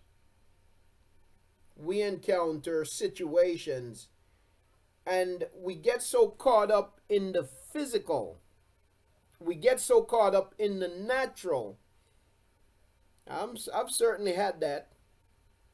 You know, my wife the other day just said something to me because, you know, we're having a little husband and wife moment. You know, and the fact of the matter is, the truth of the matter is, in any marriage relationship, any marriage relationship, it's not always going to be smooth. And it's not always supposed to be smooth. The only way it will always be smooth is if you're both faking it. It can't always be smooth. And it's not always going to be smooth. You know why? Because you're two different individuals coming together as one. You're not the same individuals. You're two different persons coming together as one. And that can be challenging, and that will be challenging. So if you have a relationship where somewhere along the line and then maybe from time to time, and you know what, earlier on it's harder. As you fuse together, it becomes easier. But at the beginning, it's really tough. And that's where you learn that love is not an infatuation. And love is not an accident. But love is a commitment and a choice. Love is dedication. Yes, or at least it should become easier. But in any marriage, you will come a time, and especially in the beginning, after the honeymoon period is over, after you stop lying to yourself, because I believe that in every marriage we do that. When you first meet somebody, everything is perfect about them. Until after about a year and a half, maybe 2 years have passed, then all of a sudden, according to you, this is a new person. I didn't see this. This wasn't you 2 years ago. What happened? No. I've always been me. And you've always been you. We've just been blinded by our infatuation and our lust. That's what has blinded us all this time. You see, but now things are leveling off, and the infatuation stage is kind of worn off, and now it comes down to realness.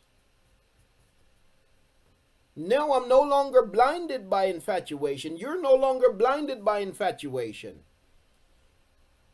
And now we're beginning to see what we have ignored for these first 2 years. And now this is where true love begins. Because what we were experiencing before was not true love. That was infatuation. Yes. The infatuation is gone. The lust is gone. Now it's time for choice. Now this is where we're going to begin to determine whether or not we're going to make this thing work or not.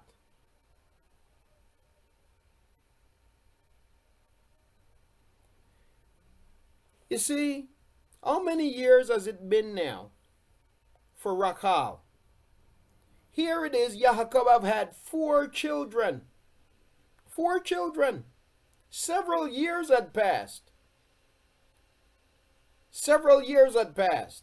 So the infatuation, that whole thing, that was out the window. You know?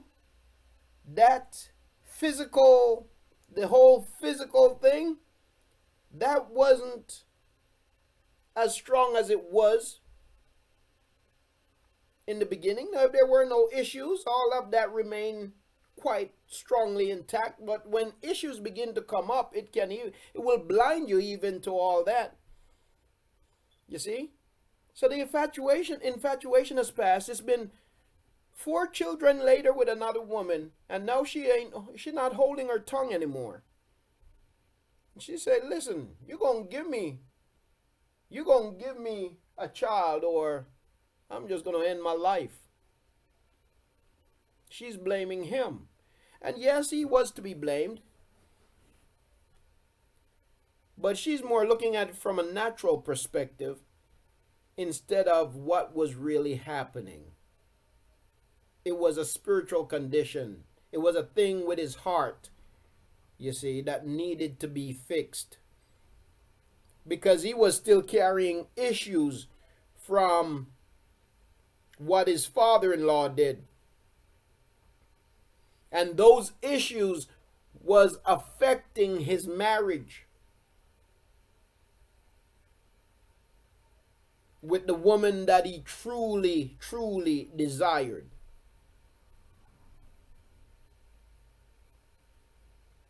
Yes, he was brokenhearted. Because now he feel like he has baggage that he didn't ask for. You see. And now it's affecting their marriage. So she said, "Give me children, or I'm going to end my life." And Yahuah's displeasure burned against Haykal, and he said, "Am I in the place of Elohim, who has withheld from you the fruit of the womb?" Really, it wasn't just as simple as Yahuah withholding from her the fruit of the womb. Yes, that's true, but that's not all. Yahuah, you play a role in this. Your attitude toward your other wife is hindering you being able to have seed with the wife that you so desperately desire. And he said, verse 3, "See, my female servant Bilhah, go into her." And she said, "See, my female servant Bilhah, go into her, and let her bear for me, and let me be built up from her as well." Okay? Now, of course, hey, I can't see him having an issue with that. So she gave him Bilhah for her female servant as wife. And Yahuah went in without an argument. And Bilhah conceived and bore Yahuah a son. And Haykal said, "Elohim has rightly ruled my case, and has also heard my voice, and given me a son." So she called his name Dan. She's saying that Yahuah has judged. That's why she called his name Dan. And Haykal's female servant Bilhah conceived again. So now, seem as if Yahuah didn't even bother to, there was no more need for any more conversation about going in, it looked like here. This just became a common thing. So, he's having a good time, you see. So she conceived again.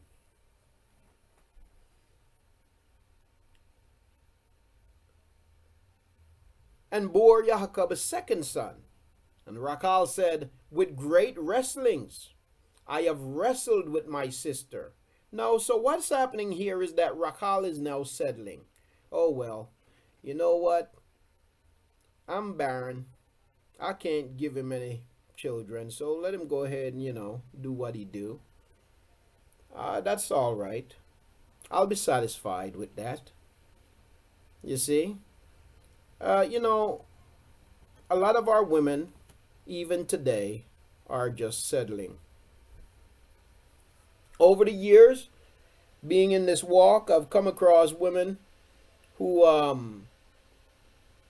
have been terribly hurt by men of Yasharal? Abused by men of Yasharal? And the fact of the matter is that a lot of our women are just settling.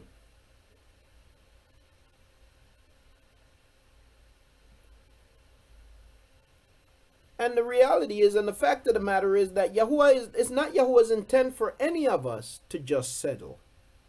It's not his intent for the woman to just settle, and it's not his intent for the man to just settle. Yes.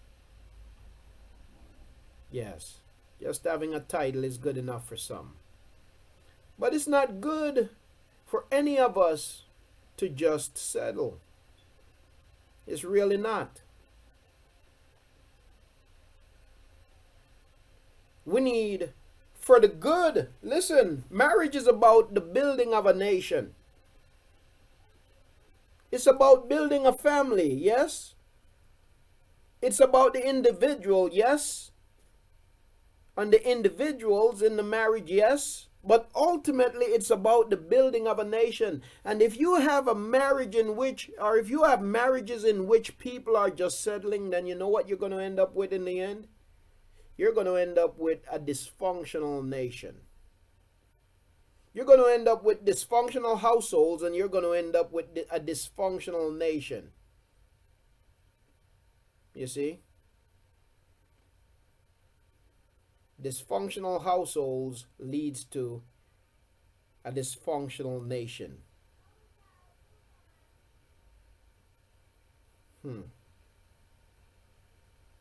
Yes, indeed. So, we can't just settle, but we've got to hold each other accountable. If I say I love you, family, then I've got to hold you accountable, and you've got to hold me accountable. We can't just settle, and we should not just settle. Because in the end, if we do, we're only sowing seeds of dysfunction. But Haykal began to settle. And so she says in verse 8, and Haykal said, with great wrestlings I have wrestled with my sister, and I have overcome. So she called his name Naphtali. Now, see what's happening here now? You have a proxy war going on. The seed of envy was sown. And now you have envy on both sides. You have envy on both sides. Okay? You have Leah, who desired to be desired, but knowing that she was hated, remember now, she said that she is hated. Knowing that she was hated, she was envious of the affections that her husband shared for her sister. And on the other hand, her sister was envious because of the fact that Leah was able to give seed to Yaakov and she was unable. And so now you have envy in full bloom. Envy. Unhealthy competition. Now it's not about, and you know what's amazing about all this? Because in their minds, and that goes to show you how Yahuah works in spite of ourselves. In their minds, it was not about building a nation. It was about winning the love of a man. In their minds, in these two sisters' minds, it was not about building a nation. It was about winning the love and favor of a man. But at the same time, they're building a nation and they don't even know it. And that's how Yahuah will work through us in spite of us. Yahuah does it often. Look at the people that Yahuah chooses to build his nation. Look at Shalomah, King Shalomah. Right? Yeah, Shalomah did great things. Look at Dahoud. Yeah, Dahoud did great things. Look at, what's her name? What was her name? The woman at uh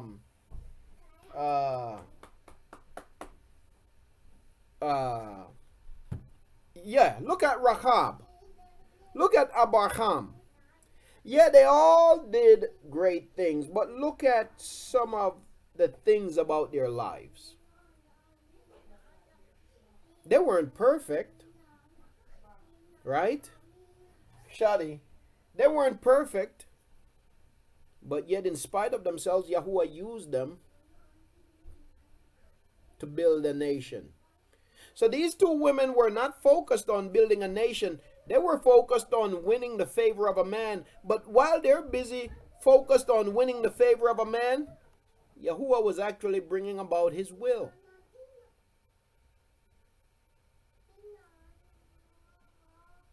Yes, indeed. Yahuah was busy bringing about his will. He was using the whole situation. So now they're in competition with one another to see who can have more. Right? Because the seed of envy is in full bloom. Shadi, the seed of envy is in full bloom. Yeah. Children wars. You know?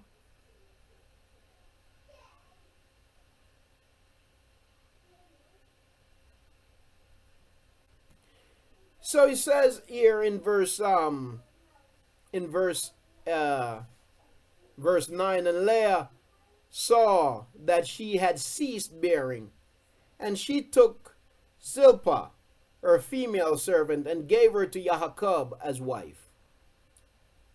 Yahuah is like that dude that started going off the deep end. I could see him. That guy, what was his name? Charlie Sheen. He was popping up on TV all the time talking about winning. You know, I could see Yahuah, you know, winning. You know, every time they get in a fit and get mad about who have the most children, and say, here go my female servant. Yahuah say, winning. You see? He winning. He the only one winning. So Leah saw that she had ceased bearing, and she took Zilpah, her female servant, and gave her to Yahuah as wife. And Leah's female servant Zilpah bore Yahuah a son. And Leah said, with Gad. So she called his name Gad. And Leah's female servant Zilpah bore Yahuah a second son. And Leah said, I am Baruch, for the daughters shall call me Baruch. So she called his name Ashar. And Reuben Rahaban went in the days of wheat harvest and found love apples. Yeah.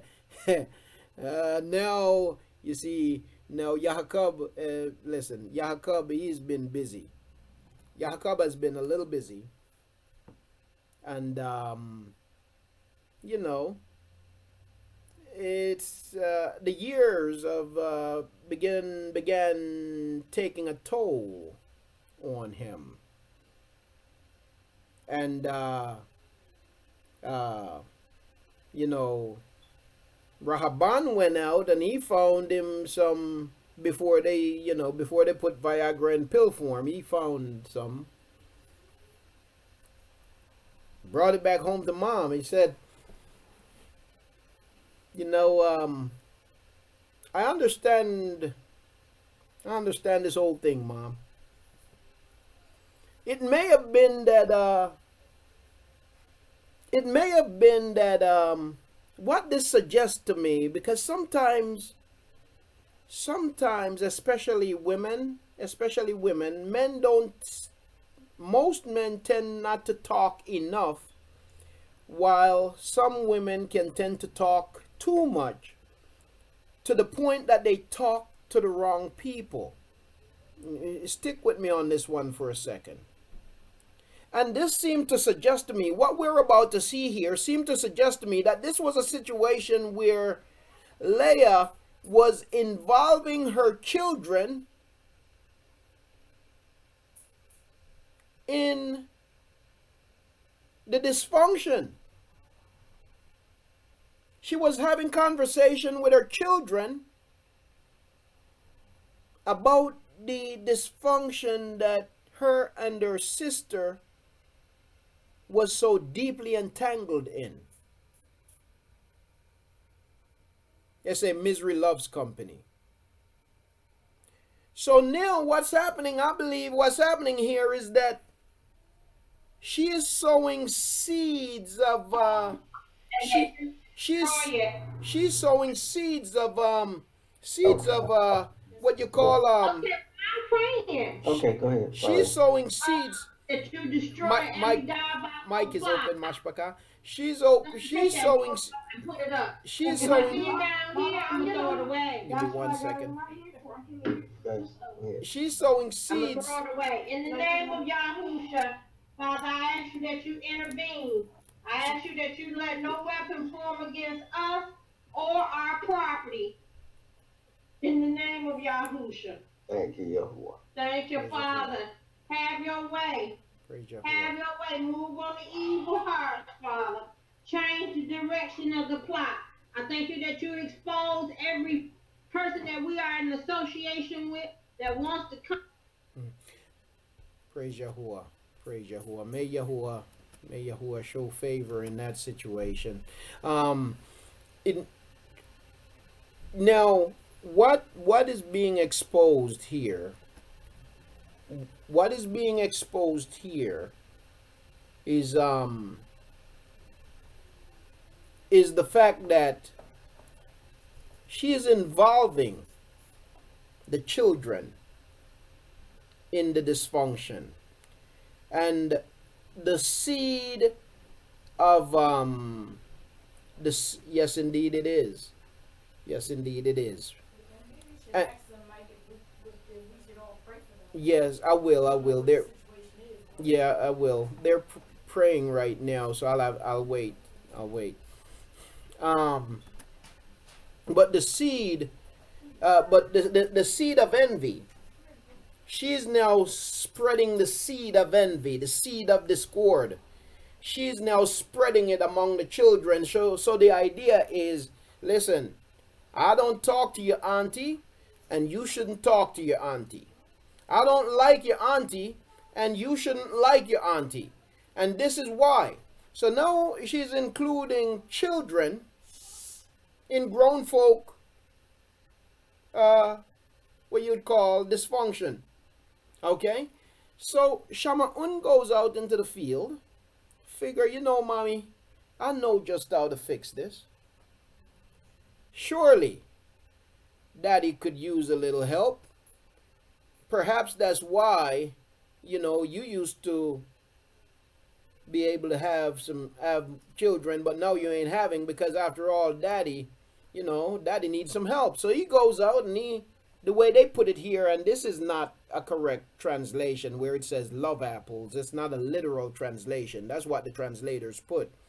That's not what it actually says. What it refers to is some kind of a leaf, some kind of a bush, you see, that would be used for that purpose, for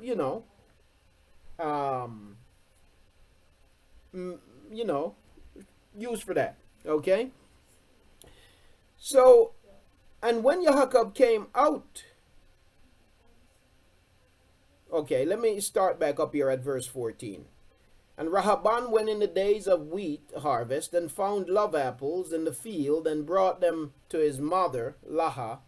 And Rachel said to Laha, please give me some of your son's love apples. Okay, not literally love apples. That's what the translators put there. but basically it's leaves from a tree, a plant that would be used as a aphrodisiac. Okay, so now here's the thing: you have Laha, who wants to have more children. Her son goes out and find this aphrodisiac, but here comes Rakal. Oh, what do you have there, Leah? And Leah said, "Well, I have me some aphrodisiac. You see, my husband, he'll need them, or And so, what does Rakal do? Rakal said, "Hey, how about you give me some?" That's something. Me? Give you some? Why would I do that? Rakal? You see? So they struck a deal. They struck a deal. So Rakal said to Leah, "Please give me some of your son's," they use the term love apples. But she said to her, "Is it a small matter that you have taken away my husband?" So Laha said, "Is it a small matter that you have taken away my husband? Would you take away my son's love apples? This aphrodisiac that he has gone out and found me. Would you take that also?" And Rakal said, "Therefore, let him lie with you tonight for your son's love." Okay, okay, you feel that way about it? Okay, I'll give you an extra night with him. You give me, the love apples. But she said to her, "Is it a small matter that you have taken away my husband? Would you take away my son's love apples too?" Rakal said, "Therefore, let him lie with you tonight for your son's love apples."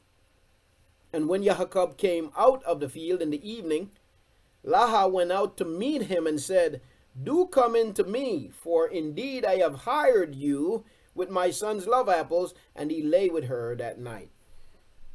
So she went and met him. "You ain't even getting to go home to see Rakal before I see you. I'm going to meet you in the way because you're coming to my house. I've paid for you."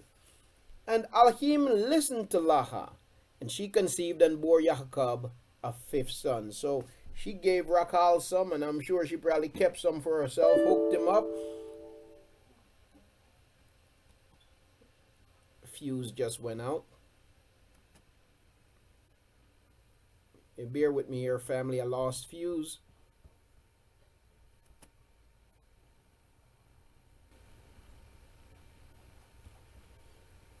I just lost fuse. Trying to get it back.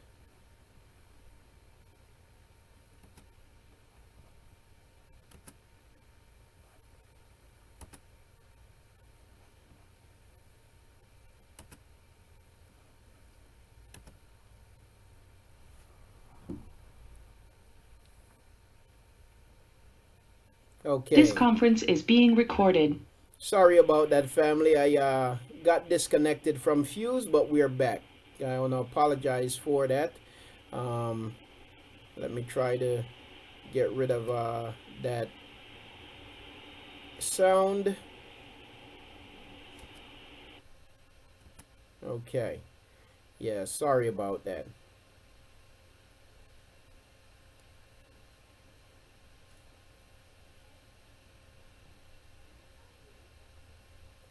Yes, Tuda Aki. And mandrake, as it's described, and you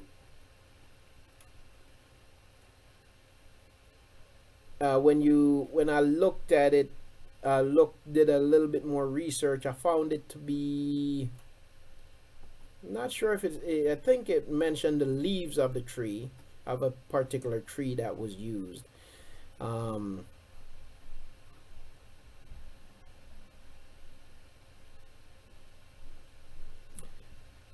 Praise Yahuah.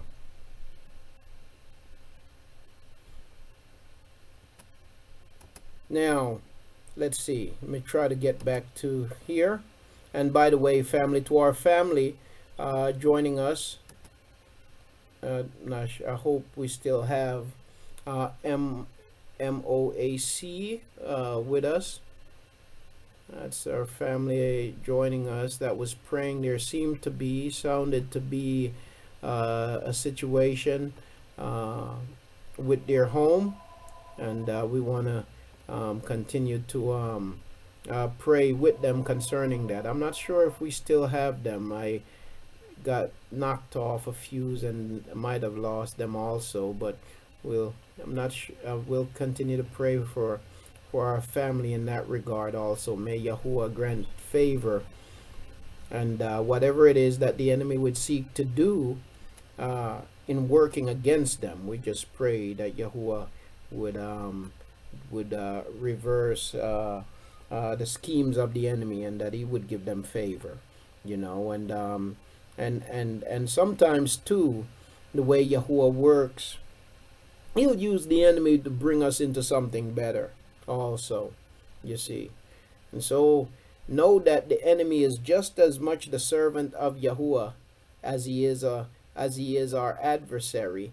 But the thing with that is that he might think that he's in it to do us harm, when he don't realize that he was only allowed to act in order to bring us good, you see. And so he can't do anything without Yahuah giving permission, and that's bottom line.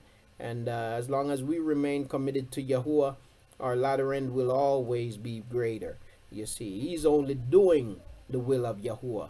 And so we praise Yahuah for the enemy, because he is only being used for our good, you see. He is only being used for our good. Okay, now we look at so in verse 16, and Yahuah came out of the field in the evening. Leah went out to meet him and said, "Do not come in to me, for indeed I have hired you with my son's love apples." And he lay with her that night. And Elohim listened to Leah, and she conceived and bore Yahuah a fifth son. And Leah said, "Elohim has given me my hire, because I have given my female servant to my husband." So she called his name Yatsakar. Leah conceived again and bore Yahuah a sixth son. And Leah said, "Elohim has presented me with a good present. Now my husband is going to dwell with me, because I have borne him 6 sons. So she called his name Zabulon. And afterward she bore a daughter, and called her name Dinah. And Elohim remembered Rachel, and Elohim listened to her, and opened her womb. And she conceived and bore a son, and said, "Elohim has taken away my reproach." So she called his name Yahusha, and said, "Yahuah has added to me another son." And it came to be, when Rachel had borne Yahusha, that Yahuah said to Laban, "Send me on my way to go to my own place and to my land. Give my wives and my children, for whom I have served you, and let me go, for you yourself know my service which I have done for you." Now, I'm not going to read any further here, but what's going to happen eventually? So finally, Rachel is able to bear a son to Laban, to Yahuah. But what's going to happen is, in the end, she will die in the process of childbirth. And that grieved Yahuah greatly, because that was his favored wife, you see. Yet Yahuah gave her heart's desire, and gave him his heart's desire, but there was grief. And I believe ultimately it was because of the condition of his heart and how her heart has grown. You see, because envy had taken root, you see. I believe that Yahuah was envious even toward Leah. Well, not envious, but not well-meaning toward her, because of what his uncle had done to him. Resentful is the word. That's it. Was resentful toward Leah because of what her father, his uncle had done. You see, and for Rachel and Leah, envy grew, and it spread it among them. It even affected and infected their children. You see. So the point is, when we read in the book of Mashaly, the book of Proverbs, when it talk about envy and the heart being diseased and sick, you see, it even leads ultimately to death. So it's not good for us to walk around with envy, bitterness, you know, what you call unforgiveness. None of that.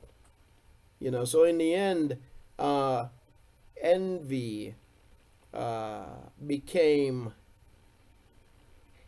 a thing of grief for Yahuah and his family to a large extent.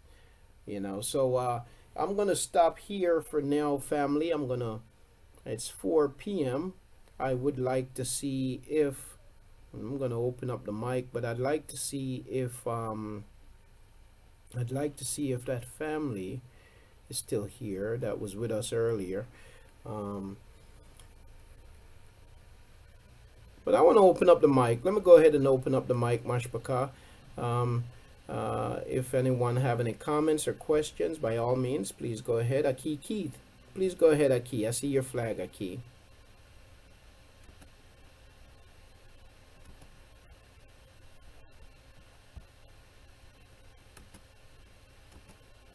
Shalom, Aki. Can you hear me? Yeah, shalom, Aki. I got a message this morning from Yah Derek. You know he's in Germany. Yes. The reason he hasn't been with us for a couple of weeks, he had a light heart attack. Oh. Yeah, shalom. This morning, let the family know he had to pray for him. So I released the mic. Bear with me just for a second, Aki. There's a microphone open and it's creating feedback.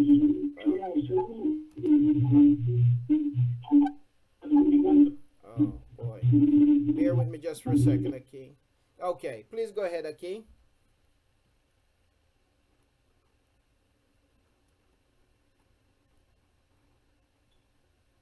Yes, I was just saying that Yah Derek, he had a light heart attack, and he wanted the family to pray for him. Okay, Tuda, yes, and we will, Aki. We absolutely will.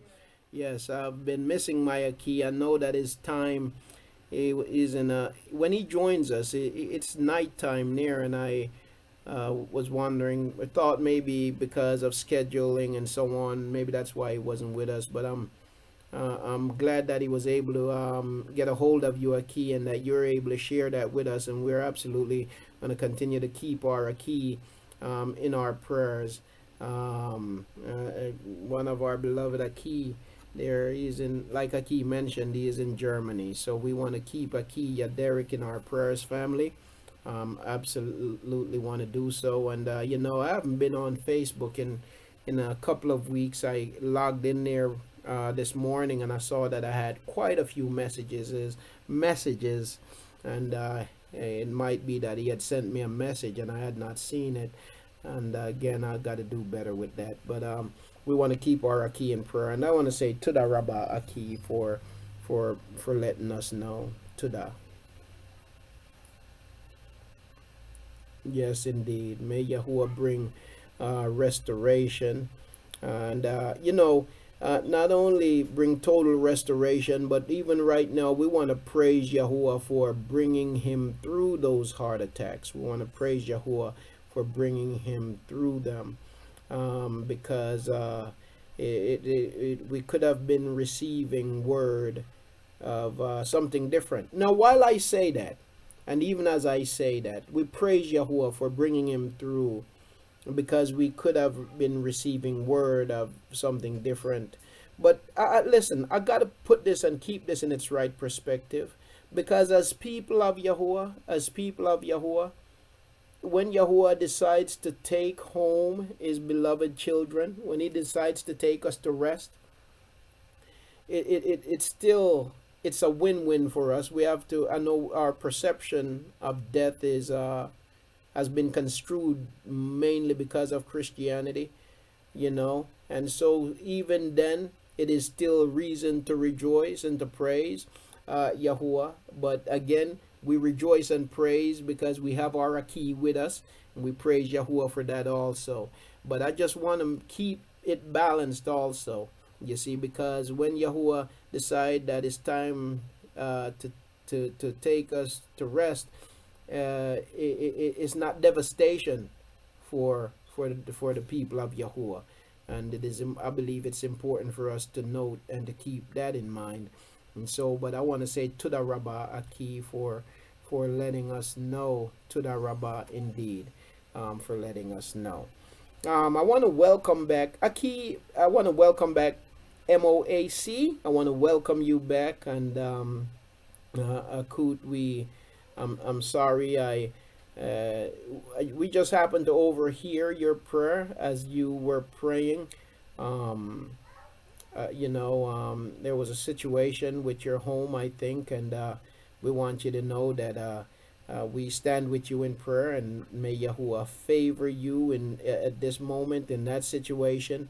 And I was just saying to the family, you had gotten knocked off, but I was saying to the family that sometimes the enemy works, but the enemy don't realize that he is only doing the will of Yahuah in the lives of the people of Yahuah, because the enemy might think that he's taking something away from you, but in reality he's only making room for something better, you see. You look at Ayub, who they call Job, and that was definitely the case. So number one, a couple things we know from the enemy and his attacks. He might be thinking that he's taking away something from you, but the reality is he's only making room for something better. The other thing that we must keep in mind also is that the enemy can do nothing. The enemy can do nothing unless he is given permission by Yahuah. The enemy can do nothing unless he is given permission by Yahuah. And so we keep that in mind also. We stand with you in prayer, Akut and family, and may Yahuah just continue to barak you, to strengthen you, and just to consume you with his favor. May the favor of Yahuah, the barakah of Yahuah, and the shalom of Yahuah be upon you and upon your bayat, upon your mashpaka, your family continually. All right. Again, Aki, Keith, was there anything else, Aki, that you wanted to share, Aki, before I move on to someone else? Yes, indeed. Let me just see here. Okay, Tuda Aki, Tuda Rabbah. All right, family, anyone else who would like to come to the mic at this time?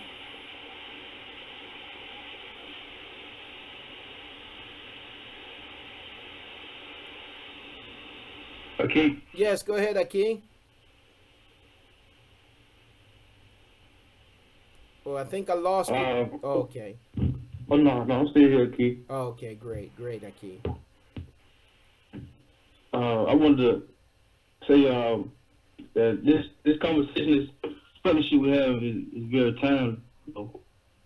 I think it's a call for it's a time for us to rise up, you know what I'm saying, as a nation for real, and start taking responsibility for our actions, and for our state, you know. Indeed. So hopefully we go out with a bang and it gets spread around the other multiple cars, so we can get focused, you know, on what's important at the time. Because I think a lot of people just running around, you know, just stuck in the book because they got their head in the book and not really realizing that we got a job to do. Yes. So I just want to say thank you, Yahuah, for this, man, for the opportunity, for this lesson.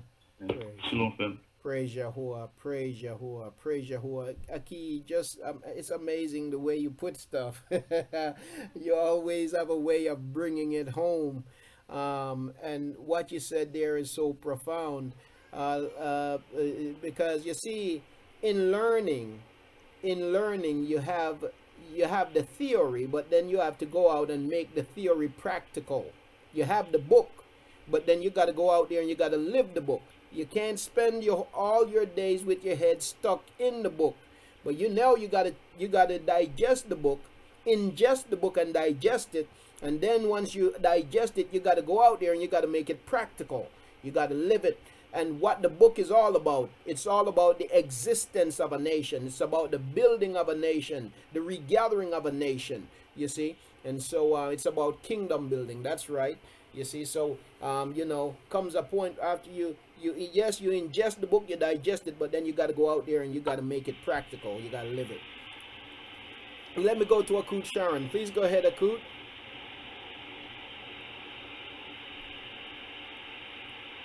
Shabbat Shalom, family. Shabbat Shalom to you, Akut. I have a student question or two. Yes, Akut.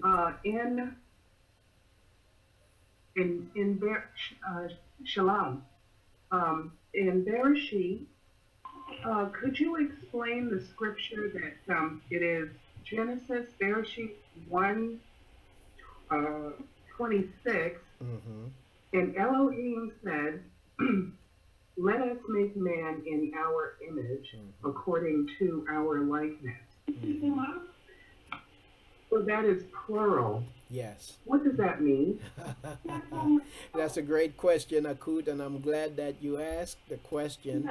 So we were digging into this a little while back, and what we found was that while the translators in translation, they use plural forms, those words, let us and are, they're not even found in the actual writing. So I'm going to put on the screen here. I'm going to share the screen. I'm going to look. I'm using Yes, I'm going to put on. Same translation that you used. Right. Right. So I'm going to put on the screen. I'm going to put on the screen, and I'm going to go to. Well, actually, we could. There's a couple ways for us to look at it. There's a couple. If we look at the interlinear, it's actually better. 126. Let's go to verse 26.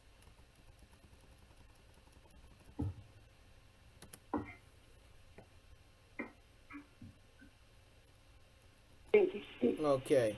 So now I'm just doing a quick review here. But what the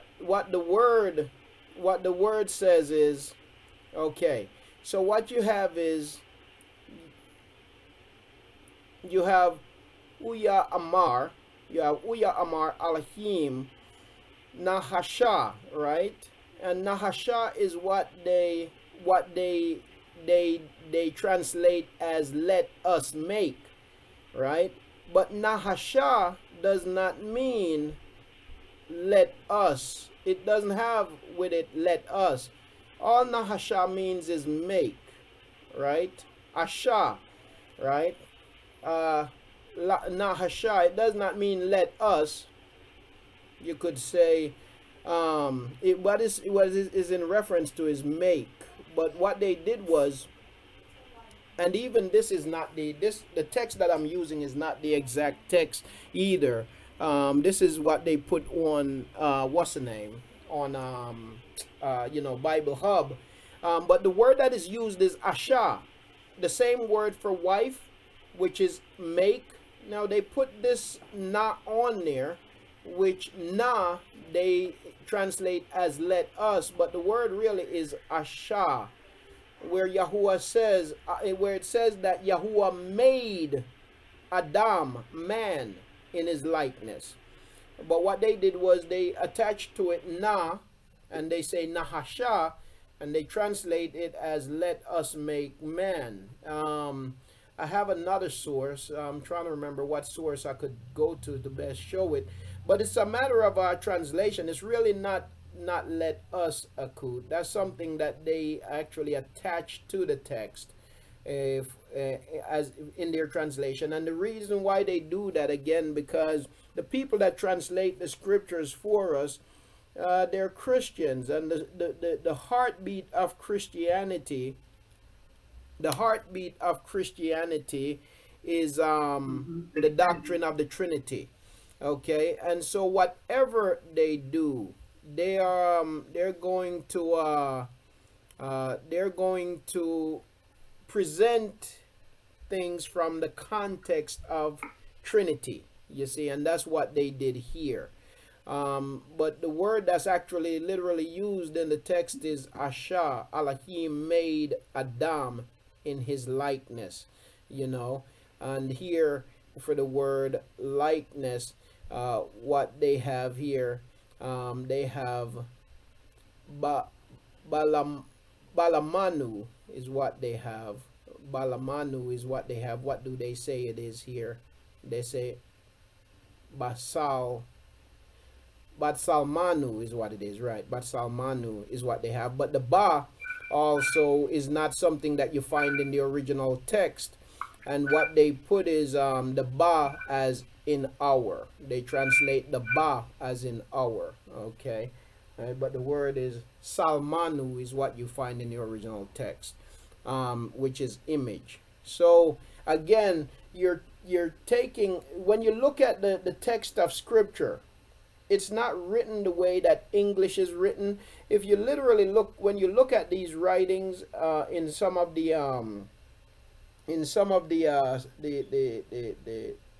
for the lack of a better terminology, some of the original the scrolls as they're preserved, as they were found, a lot of the prefixes that you find in the interlinear, you don't even see them in that original writing text. But when they take it and they digitize it, they'll add these little prefixes. Like here, the prefix ba is added. But if you're literally reading it from the scroll, because we're so accustomed to English, when we see it, it sounds like a broken language to us. You know, if we just literally read it for what it says, it sounds like a broken language. So for the English person who think that that's broken, then they say, well, we got to fix it. And so what they do to fix it is that they put on these prefixes or transitional terms. So ba, they'll add things like ba to it. They had things like na to it, and so on and so forth. But literally the word that's used is salamanu, which is image. And you have asha, which is to make, just like wife. And that's a very interesting word, asha, because the same word that means wife also means to make, which again has to do with raising up seed. So that's interesting. It's something that we haven't gone into, but but yeah, the way it's a matter of translation and what they have done in translating it akut. It really shouldn't even say let us in our. That's something they have added.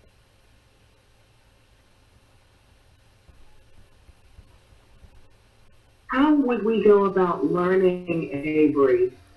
Because even looking at this interlinear, I would still not be able to make heads or tails out of the scripture. Yes. When you say, and I don't know how to pronounce that word, Naaseh, that is only one word. Make represents the word make. Yeah. And yet they have let us make. Yes. And I wouldn't be able to make that distinction if I was using this as a reference. Right. So there, you know what? And I've had a lot of sources saved over the years, but I've also had a lot of computer problems because of malicious attacks over the years being online. My computer is being targeted, and I've lost a lot of the sources. And there was a time when I had much more time, and I spent a lot of time like looking at the writings themselves. But you can actually, and what I'm going to do is go on, and Yahuah have led me over the years.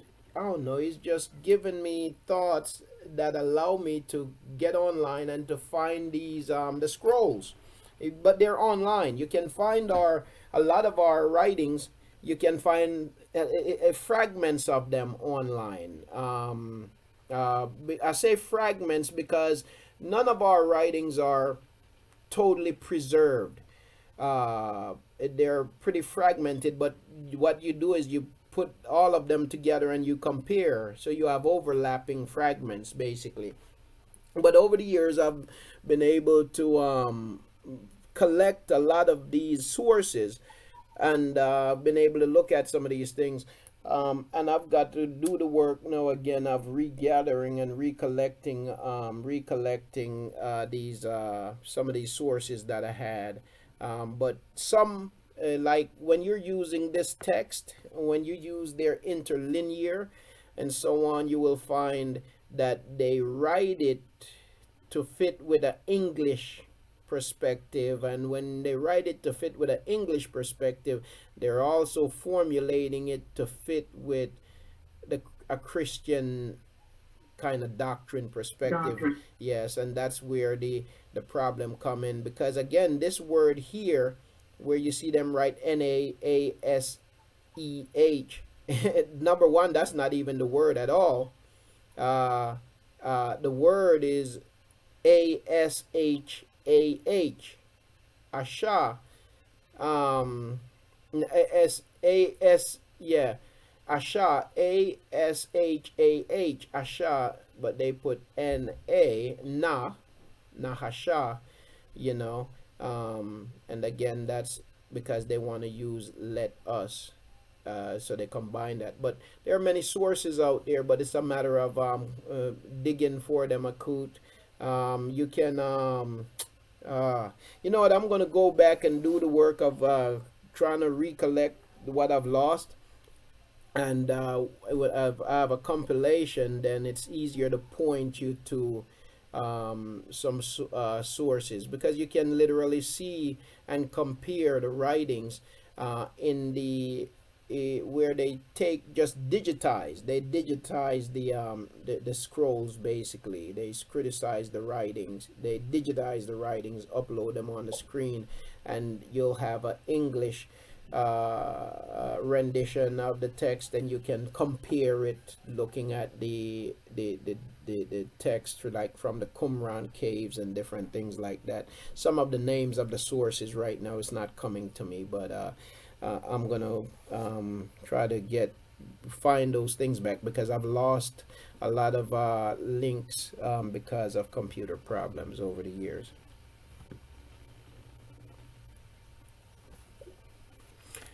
All right.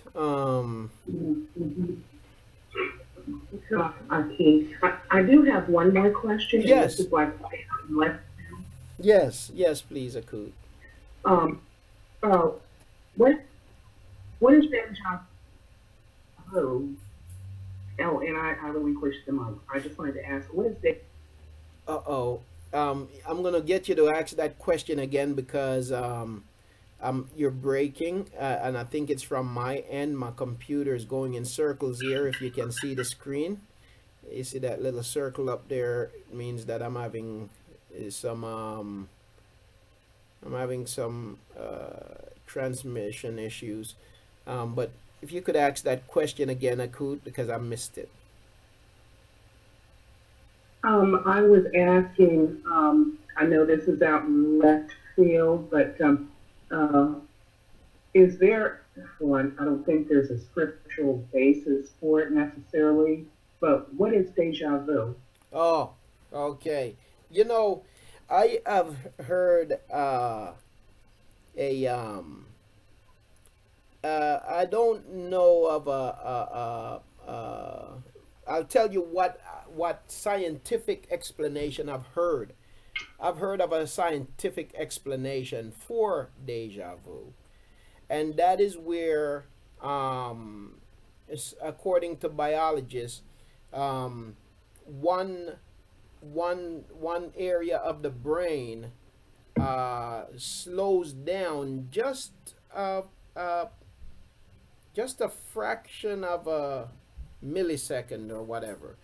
That one area of the brain slows down in processing information, and then by the time it catches up, then it gives you the sense that you're reliving something from a time past. Now, the way they explain it is, for example, like vision, the way vision works. Your vision, the way your vision works is right now, even if you're looking at this computer screen, you're looking in the past. You're looking at milliseconds in the past, because the way your brain works and the way vision works is that when you look at something, light, what's happening is that light is reflected off of that thing. It sends the signal, that light signal goes to your brain, creates a negative, then through the process it converts it into a positive, and then you see the image. So everything that you see, you're seeing it milliseconds later because there's a processing time involved. So you're not seeing it literally in the exact moment, because when you look at it, it's a matter of light waves being received, going through the eyes and the brain, being processed, and then as it's processed, it's communicated to your brain, telling you what it is that you're seeing. It's kind of like speaking into a microphone. The microphone take that sound energy, converts it into another kind of energy, and then it goes through into a radio system that then converts it, and then what you hear coming out of the speaker is voices. But when it goes into that microphone, it's not voice that stays in that microphone. It's converted into an electrical energy, and then it's then transformed again back to voice coming out of a speaker in order for you to hear it. It's pretty much how your hearing, your sight works. And what scientists say is that when it comes to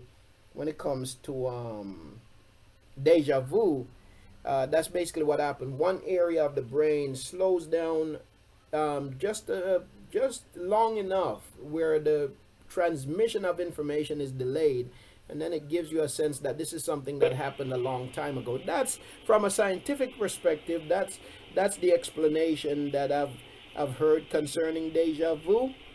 And to me, it's a plausible explanation, because the only other explanation that one would have, the other explanation they have is that, well, the reason why you experienced that is because you were here before, and so it's what they call it. They call it reincarnation, and so because you have been reincarnated, deja vu proves that you were here before, and you're just reliving moments from your past life. Now, I certainly don't believe that. The scriptures don't support that, and deja vu happens to just about, it can happen to anybody, you see. So it's either going to be that, it's certainly not that we have been here before and we're now reliving our lives and experiencing instances from our past life. If anything, maybe one could say is that Yahuah has revealed something to you, but I think it more has a biological root than anything else, a matter of the brain, the way the brain processes information. But it happens so quickly, and it's so it's just so not normal to us. It gives a perception of something that happened a long time ago, so I think more so from the perspective of biological impact than anything else is what my thoughts are, Akud.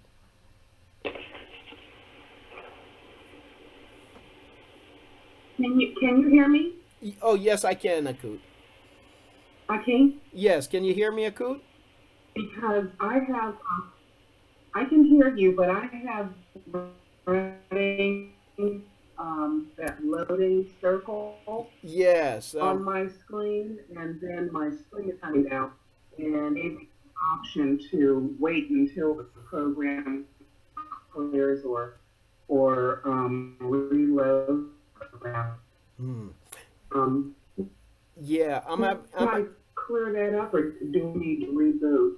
yeah, I'm having the same issue, and as long as the issue continue, then it goes into it distorts our voices. So I think what I'm gonna do is I'm gonna close the program, and I'm gonna come back, and you may want to do the same.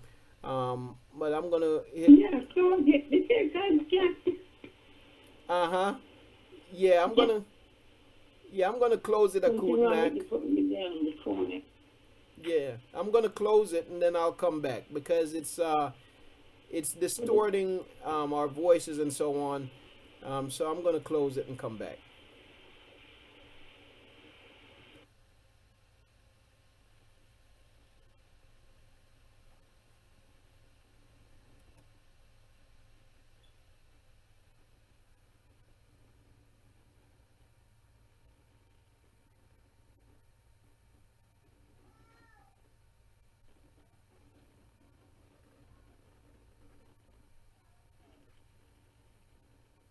Okay, let's see. I'm gonna try to get Fuse back up.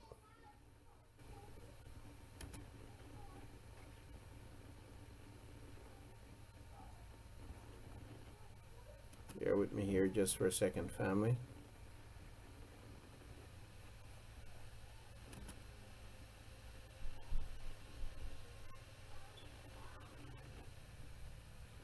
Okay, YouTube live stream is also offline. We're having a lot of trouble here today.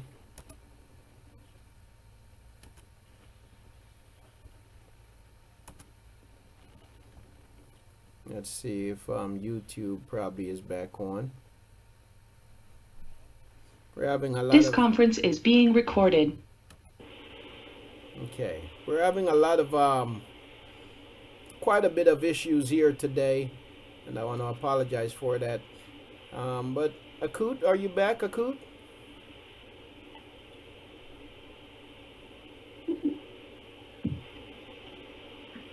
Don't think I have her back. In the meantime, let me go to Akut Sharon. Yes, that was Akut Sharon that I had on the mic, I think. Okay. Akut, are you there? Yes.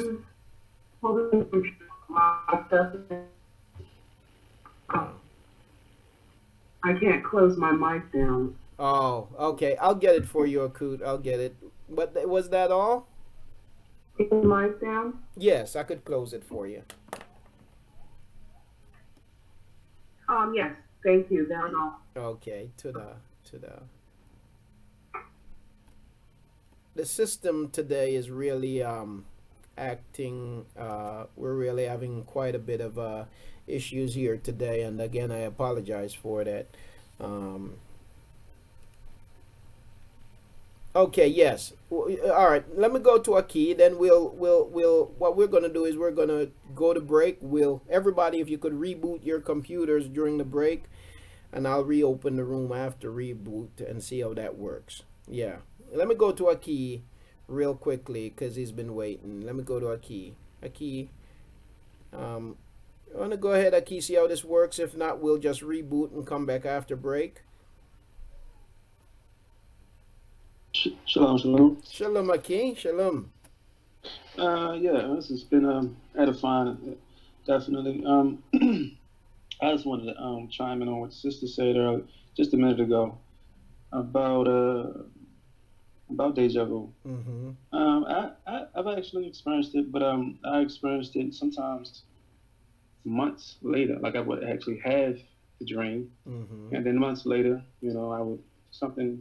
I would be working, and the exact same thing happened over again. Mm-hmm. And I kind of agree. I mean, as a matter of fact, I agree with what you're saying pertaining to the Father revealing something. It may be a spirit of a person, or it's maybe something I'm supposed to be saying. But Mm-hmm. even in that, is he may be orchestrating something and showing you something is coming, or I mean, a lot of things that go through my mind when I experience that. But and another thing pertaining to sacrifice and the big picture.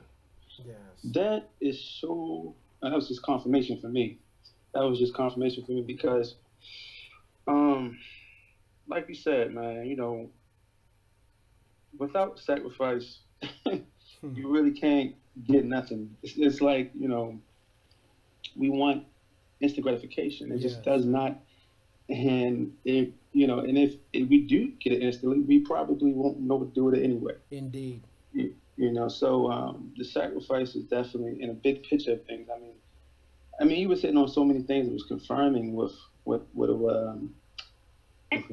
I've been, going through in my lifetime, basically, or even saying to people, even the Father speaking through me, saying to people, like, we just don't get it. It's a bigger picture. We can't get caught up in situation after situation and allow that to be a distraction. Yes.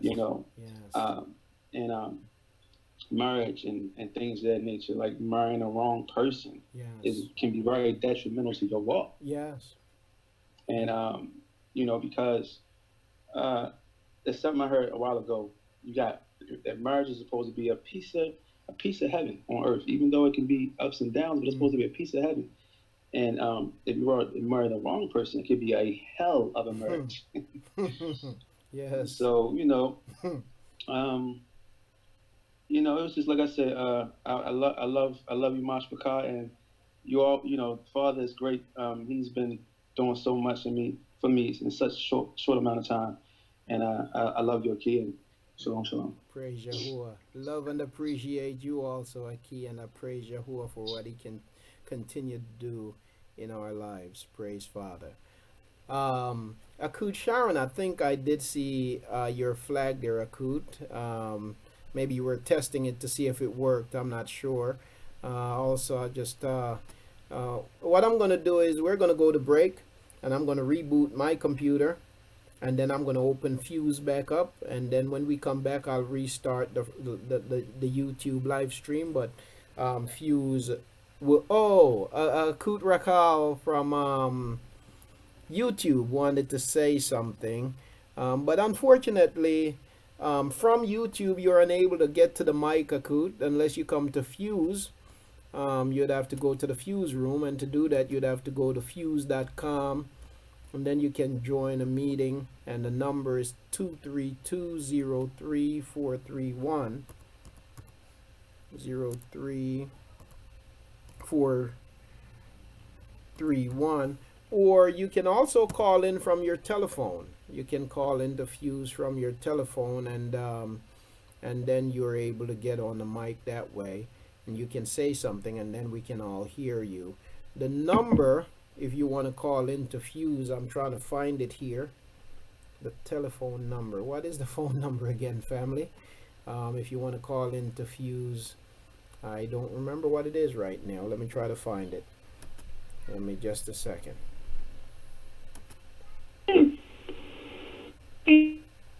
855-346-3893. To that, Akut, could you repeat? The number is 322-0431. Okay, could you repeat for us again there, Akut Mac? Akut Mac. Yes. Shalom, brother. Shalom. No, you something else. Yes, I'm just giving you the number. You look like it clicked your mind. Yes, to that. Repeat it. Yes, repeat it for them for me. Repeat it for them for me, Akut. Okay, 323-03431. Okay. That's the number. Okay. To that, Rabbah. 232. But first you have to dial.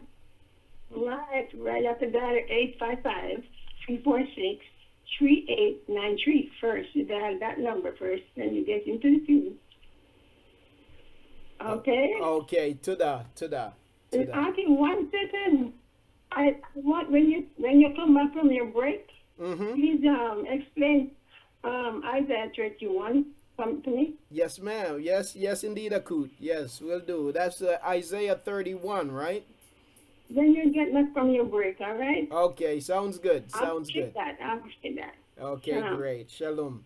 All right. Akut Sharon, I see your flag. Go ahead, Akut.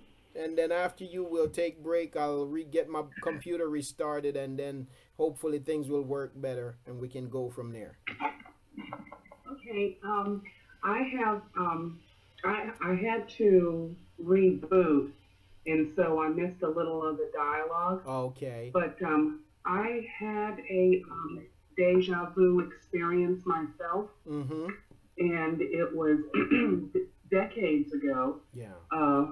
When I was much younger, and I remember I was had gotten together with some friends. We were going out, and I was over in Germany, and where we were going to involved taking a train to. Mm-hmm. And when we got there, the place that my friends were taking me to was someplace called Soul City. Mm-hmm. And so, I guess for the rest of my life, I felt like I had been there before. And I've been weirded out for the rest of my life. Yes. Mm-hmm. And like a key said, he said, and I believe this also, that at times Yahuwah, maybe that Yahuwah is showing us something, revealing something to us, and certainly that's a means that Yahuwah can use. Would you call it deja vu? I wouldn't say so. The term deja vu has its own root, and maybe explanation assigned to it. But I believe that what can be referred to as deja vu can be Yahuwah's way of revealing something. Now, and with that said, also deja vu happens. What they call deja vu also happens to the wicked, as well as it happens to people living for Yahuwah. So that's. But it's certainly a way that Yahuwah can. It may be that Yahuwah is revealing something. Maybe preparing you for something, or whatever the case might be. I've certainly had that experience, and the way that I've experienced it is like in a split second I'm somewhere and somebody says something, and everything about that very short moment seemed like I experienced it before. The words, the person, the voice, everything seemed like I experienced it before. So but the thing is, where my struggle is, what was I supposed to learn from it? The whole situation wasn't something necessarily that I felt like okay, there was something great and deep there that I should have learned from. So I think there can be multiple causes. Yahuwah certainly can guide us in such a way, or it could be a thing of the brain in some instances. The way the brain behaves. But I don't have all the answers to it. But I do know that Yahuwah can speak to us, and perhaps in a way that it can feel that way. Yes, indeed. All right. Okay, so family, we're going to go ahead and we're going to... Aki, go ahead, Aki. I see your flag, Aki. You want them to go and break? Yes, we're gonna be going to break. I can wait. Okay. Yeah, we're gonna go to break, and then I'll restart my computer, and hopefully things flow better. Okay. So I'll see you after the break, family. I'll see you after the break.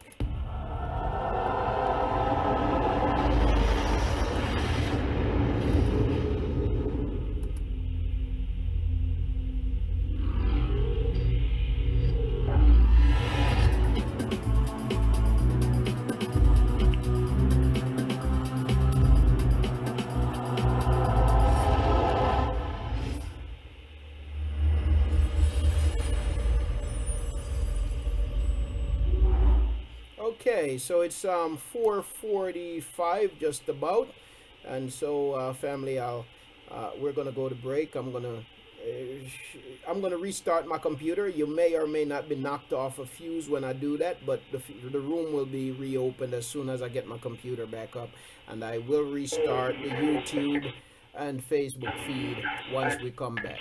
All right, so I'll see you after.